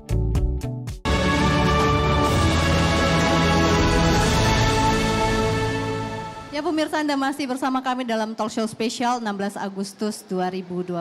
Dan tentunya seperti yang Anda saksikan, kita masih akan membahas bagaimana kita akan mengulik nih kira-kira terkait dengan RAPBN yang sudah dibacakan oleh Presiden Joko Widodo tadi. Dan sudah hadir bersama kami, menjadi narasumber tentunya juga, sudah hadir bersama kami Bapak Gus Irawan Pasaribu dari Komisi 11 DPR RI. Bapak terima kasih atas waktunya, fraksi Gerindra Sumut 2.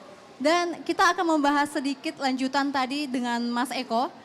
Tadi Mas Eko ada menyentil sedikit terkait dengan nilai tukar rupiah di angka 16.200. Ini gimana pandangan Mas Eko terkait dengan tetapan ini, nilai ini? Oke, baik Mbak Eliza ya. Jadi nilai tukar tadi ya dengan dikatakanlah ditargetkan, sebenarnya nggak ada target yang spesifik ya, tapi diasumsikan lah kira-kira gitu ya, 16.100 kalau nggak salah tadi ya. Angka di atas 16.000 itu sebetulnya menggambarkan dari ketidakpastian global yang masih tinggi begitu. Tapi kalau bagi saya sebetulnya menurut saya ya harusnya bisa nanti Bank Indonesia itu perlu didorong supaya jangan sampai tembus 16.000 lah begitu. Kenapa demikian? Karena kalau tadi ada dua aspek ya. Pertama, bacaan globalnya sangat masih penuh ketidakpastian. Tapi kalau kita lihat perkembangan terbaru dari Amerika saat ini, 15.700 hari ini itu adalah efek dari ada sinyal-sinyal penurunan suku bunga The Fed. Artinya sebetulnya tahun depan itu kan kalau suku bunga The Fed jadi turun, harusnya rupiah menguat begitu loh. Nah, tapi kenapa kemudian targetnya atau katakanlah asumsi makronya itu justru Rp1.000 lebih ya dibandingkan tahun ini. Tahun ini kan sebenarnya targetnya 15.000 begitu loh. Jadi ini sebetulnya kalau saya bilang ya apa memang tidak ada cara begitu untuk menguatkan nilai tukar sehingga harus disetting 16.000 kira-kira begitu. Jadi nanti kita minta ya ini masih ada dibahas di DPR kan ya namanya juga RAPBN ya. Harusnya bisa dong gitu di bawah 16.000 karena alam globalnya tahun depannya adalah penurunan suku bunga gitu yang dimulai dari The Fed gitu loh. Oke. Nah, kalau Pak Gus Irawan sendiri melihat bagaimana apakah setuju seharusnya Indonesia BI juga bisa menekan angka ini tidak mencapai 16.100? Ya ini kan satu pembahasan kita dengan pemerintah di bulan lalu sebelum reses gitu ya. Nah ada perkembangan-perkembangan tadi yang sampaikan Mas Eko sekarang ini rasanya kita juga lebih optimis mungkin bisa di bawah 16.000. Tapi tentu pada waktu itu kita rumuskan itu dengan sedikit konservatif lah ya. Tetapi BI sesungguhnya itu punya satu hitungan yang lebih optimis sebetulnya. BI sampaikan ke kita itu di bawah 16.000 di BI-nya. Tapi kesepakatan kita dengan pemerintah tadi 16.100 itu rada konservatif. Nah BI sendiri sebetulnya punya optimisme itu akan di bawah 16.000. Jadi kenapa Pak? Itu supaya aman aja atau gimana Pak? Ditetapkannya tetap di atas 16.000? Nah tadi karena ini kan kita masih kemarin tuh pagu indikatif ya memutuskannya. Nah ini kita bahas nanti di komisi terkait. Tentu mengenai kurs adalah di komisi 11. Perkembangan yang terakhir ini tentu akan menjadi pertimbangan kita untuk masih kemudian bisa mengoreksi angka-angka yang ada sekarang. Rasanya saya optimis bisa berpeluang sebetulnya memang di bawah itu. Tentu kita berharap ada koreksi ya Alfat ya dan juga benar, nilai tukar rupiah tidak mungkin sampai segitu karena kita pasti optimis dengan pertumbuhan ekonomi kita. Dan tadi juga disampaikan ya Elisa, tidak menutup kemungkinan ke depan tentu ada penyesuaian yang mungkin opsi dibuka ya Pak Gus ya. Benar. Dan tentu Pak kalau kita beralih sedikit ke angka pendapatan untuk RAPBN 2025 ini ada ditargetkan 2,9 triliun. Kira-kira apakah ini bisa dicapai di tengah transisi pemerintahan dari Presiden Jokowi ke Presiden terpilih Prabowo Subianto? Transisinya kan sudah berlangsung bahkan beberapa waktu yang lalu gitu ya. Jadi dan yang tadi itu kan adalah APBN 2025. Karena ini juga sifatnya adalah berkelanjutan, kita sih optimis kemudian tidak terlalu ada sesuatu penyesuaian yang sulit. Karena ini sekali lagi transisinya bukan 2025 tapi sudah dari beberapa bulan lalu gitu. Nah nanti 20 Presiden terpilih akan diambil sumpah jabatan, ini sifatnya adalah kemudian keberlanjutan. Dan tadi target-target yang kita bahas ini kan RAPBN 2025 begitu. Jadi tidak ada sebetulnya kekhawatiran soal transisi ini, karena transisinya hari ini sedang berlangsung. Jadi dan kami sudah ada yakin, timnya Pak ya? Ya. Tapi tadi kan bahwa kemudian sebagai pemerintahan baru nanti diberi kelonggaran sebetulnya bagi pemerintah baru nanti di bawah pimpinan Pak Prabowo untuk menyesuaikan banyak hal tentu di dalam program-programnya. Itu kan dikasih ruang nanti. Maka barangkali kalau belakangan kita jarang ya, bahkan mungkin kalau di periode terakhir ini mungkin nggak ada APBN perubahan gitu. Mungkin tahun depan barangkali saja ada karena tentu akan menyesuaikan dengan program-program prioritas Presiden terpilih nanti yang akan sudah dijalankan di 2025. Baik, kalau misalkan kita beralih ke Ibu Diah Roroni, kita berbicara terkait dengan bagaimana untuk menambah pundi-pundi rupiah, meningkatkan pendapatan negara tentu perlu adanya komitmen hilirisasi yang tadi juga Bapak Presiden sudah menyampaikan di pagi hari juga sudah disampaikan terkait dengan komitmennya hilirisasi. Namun akhir-akhir ini ada kondisi yang mengkhawatirkan terkait dengan anjloknya lifting migas yang terjadi. Nah itu bagaimana Bu mengatur taktik untuk mengatasi hal ini supaya hal ini tidak terus terjadi dan bisa terus memberikan sumbangsih terhadap pendapatan negara? Tentu berbicara mengenai lifting migas terlebih dahulu ya. Tadi kan kalau kita mengacu terhadap RAPBN yang ditetapkan itu di kisaran 600.000 barrels per day. Oke. Dan ini menjadi tantangan tersendiri karena ternyata untuk mencapai angka itu pun itu memerlukan effort yang sangat luar biasa. Oke. Nah, maka tadi saya sudah sampaikan butuh ditekankan oleh para investor yang memang sudah melakukan aktivitas migas di Indonesia maupun BUMN energi kita yang bergelut di sektor migas ini untuk melakukan percepatan gitu ya dari segi liftingnya, lalu kemudian melakukan eksplorasi. Mungkin ada wilayah-wilayah yang masih bisa dimaksimalkan. Nah ini tentu butuh peran khusus oleh SKK Migas juga sebagai pengawas untuk melakukan percepatan.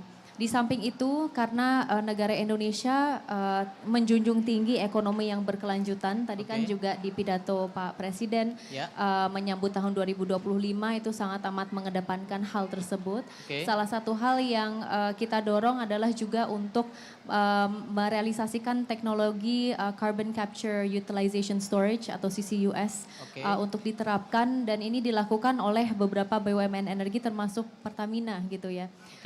Pilot tadinya sedang dilakukan. Nah, kami berharap bahwa sektor migas itu karena di satu sisi kebutuhan energi nasional kita akan pasti semakin meningkat dengan pertumbuhan jumlah penduduk di negara Indonesia ini.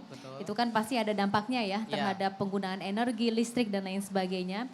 Tapi di sisi lain kita juga mempunyai komitmen untuk menjaga bumi kita. Kita punya undang-undang tahun nomor 16 tahun 2016 tentang persepakatan COP21 di Paris kemarin. Paris Agreement ya. Target untuk mengurangi emisi karbon sebesar, sekarang udah dinaikin lagi Mas targetnya 32% di tahun 2030, dan sektor energi sendiri menyumbang lebih dari 30%. Itu bukannya tadinya 25% aja ya? Tadinya 29%, 29%. tapi terus dilakukan peningkatan waktu itu COP yang dilaksanakan di Egypt. Kebetulan saya waktu itu juga hadir. Nah maka sektor energi ini di satu sisi tentu dibutuhkan oleh masyarakat dan bangsa gitu ya, dengan pertumbuhan macam-macam ekonomi dan lain sebagainya. Tapi di sisi lain kita juga harus ingat dengan hal-hal yang harus dilakukan ditempuh untuk menekan emisi yang tentunya dihasilkan pada sektor migasnya sendiri. Nah yang kedua mengenai hilirisasi, ini juga suatu hal yang kita dorong, baik itu untuk nikel, bauxit, ada beberapa minerals ya yang dimana Indonesia menjadi pionir dalam hal ini. Kebetulan dapil saya itu di Gresik, jadi di sana ada Freeport juga, dan itu alhamdulillah sudah menghasilkan yang sangat luar biasa dan membuka lapangan pekerjaan juga untuk masyarakat di sekitar. Saya selalu menekankan sebagai perwakilan di sana juga ya untuk memaksimalkan sumber daya manusia yang ada di lingkaran 1, lingkaran 2 maupun di wilayah itu gitu. Agar mereka tidak hanya menjadi penonton dari sebuah aktivitas perekonomian yang tentunya memakmurkan bangsa gitu. Jadi jangan sampai masyarakat justru hanya menjadi penonton, dan secara berlahan alhamdulillah mereka dilibatkan, dan hasil pengawalan kita juga insya Allah betul-betul membuahkan hasil untuk masyarakat. Tentu kalau ini kita bahas tidak akan pernah cukup 10 Tidak akan menit, cukup. 15 menit ya Alfat Ngobrolin ya. lifting migas saja tuh udah bisa sampai berjam-jam kayaknya. Kita mau balik lagi ke RAPBN yang tadi disampaikan Presiden Jokowi. Mungkin ke Pak Gus Irawan, kira-kira nih Pak, apa yang menjadi highlight dari yang disampaikan Presiden tadi? Ya, saya kira apa yang sudah kami rumuskan tentu di berbagai asumsi makro ya. Ada satu optimisme, tetapi tentu juga bahwa kita pahami situasi ekonomi global tentu berpengaruh ke nasional, ini kan belum, ya butuh kehati-hatian kita begitu. Tapi paling tidak ada satu optimisme bagi saya kira juga harusnya bagi kita semua, bahwa pemerintahan yang kemudian nanti di 20 Oktober itu akan berpindah ke Pak Prabowo Gibran gitu ya.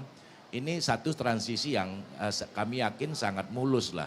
Jadi nggak ada khawatiran apa-apa, karena juga tentu pemerintahan nanti ini adalah keberlanjutan. Nah karena itu semua hal yang kemudian kita rumuskan di dalam APBN 2025 yang kita bahas nanti mulai besok sampai dengan nanti tentu sebelum Oktober begitu ya, atau di pertengahan Oktober, adalah sesuatu yang kemudian akan kita yakini nanti akan bisa berjalan baik di masa pemerintahan Pak Prabowo Gibran.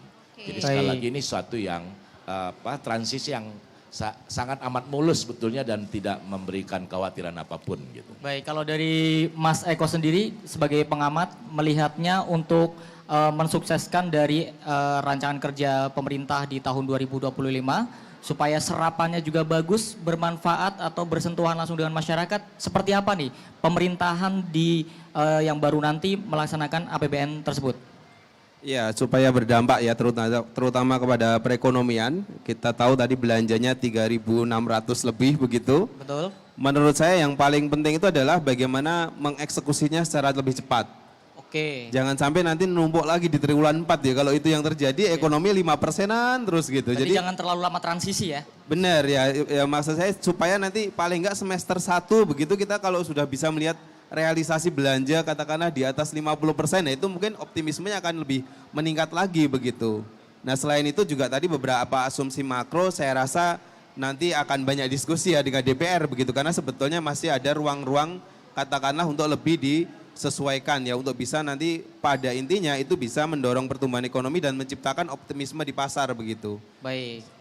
Terakhir untuk dari Mbak Diaroro, kira-kira untuk kedepannya apalagi tadi sempat menyebutkan terkait dengan kualitas SDM, apa harapannya untuk APBN 2025? Tentu kami menyambut baik ya, saya sepakat tadi apa yang telah disampaikan bahwa ini sebuah transisi yang insya Allah tergolong mulus, mempersiapkan pemerintahan ke depan. Kembali lagi SDM ini menjadi salah satu fondasi yang patut untuk kita dorong. Mengingat bahwa kontribusi SDM terhadap pertumbuhan ekonomi bangsa kita itu juga cukup signifikan. Jangan sampai ada pengangguran, masyarakatnya bagaimana mereka bisa mempunyai asupan gizi yang cukup, ya kan? Makan siang gratis ini merupakan salah satu program Bapak Prabowo Subianto program dan prioritas juga ya, Mas Gibran, untuk meningkatkan kualitas SDM kita, dan kami berharap bahwa itu betul-betul membantu gitu, karena bisa dibayangkan kalau misalnya masyarakat kita kelaparan, bagaimana mereka bisa produktif dalam menjalankan keseharian mereka gitu. Dimulai Jadi dari perut dulu hal-hal ya. yang kelihatannya sederhana tapi impactnya besar. Dan kesehatan itu kita juga berbicara bukan hanya kesehatan fisik tapi mental. Ini juga sangat amat penting gitu, karena dengan begitu kita bisa melahirkan para generasi penerus bangsa yang dari segi asupan gizinya udah cukup dan jelas, dari segi kesehatan mentalnya juga terjaga dengan baik, oleh karenanya mereka bisa mengurus bangsa dengan baik juga. Jadi masa depan bangsa sangat bergantung kepada mereka, dan kami berharap bahwa program-program yang sudah direncanakan bisa terrealisasikan dengan baik, dengan catatan bahwa misalnya mengenai makan siang gratis. Kemarin saya sempat berpikir gitu, di satu sisi itu program yang sangat baik, yang kedua gimana kita nanti harus merumuskan untuk mengolah sampahnya dengan baik juga. Betul. Nah itu harus ada recycling system yang lebih baik lagi ke depannya, dan mudah-mudahan di pemerintahan ke depan ada terobosan-terobosan seperti itu. Ada terobosan-terobosan baru tentunya yang mengikut dari program-program disampaikan. Dan itu tadi pemirsa, tentu kita lihat juga Alfat bagaimana RAPBN yang disampaikan oleh Presiden Jokowi tadi merumuskan kira-kira akan seperti apa nih perekonomian dan juga bagaimana negara ini mengelola ekonomi untuk tujuan negara. Betul sekali Elisa, dan terima kasih semua narasumber nih yang sudah berkenan untuk hadir bersama TVR Parlemen untuk membahas terkait dengan RAPBN di tahun 2025. Semoga ada satu yang mungkin kita semuanya sepakat, RAPBN tahun 2025 di pemerintahan yang baru dapat berjalan lancar dan juga dapat berdampak langsung kepada masyarakat. Masyarakat tentunya. Dan sekian pemirsa talk show spesial edisi sidang 16 Agustus tahun 2024. Saya Elisa Alfat Rizky dan juga rekan saya. Dan tentunya bersama saya Elisa Purba beserta seluruh kerabat kerja yang bertugas mengucapkan terima kasih dan mohon undur diri. Sampai jumpa di spesial talk show berikutnya.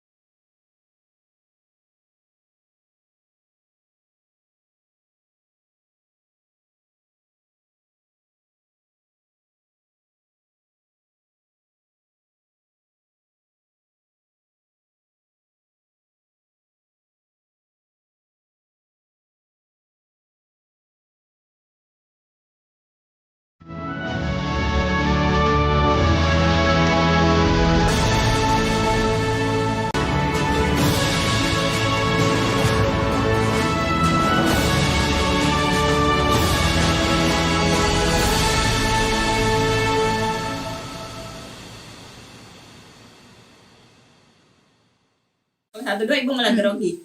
Assalamualaikum warahmatullahi wabarakatuh. Saya Ibu Darsi mengucapkan selamat ulang tahun Republik Indonesia yang ke-79.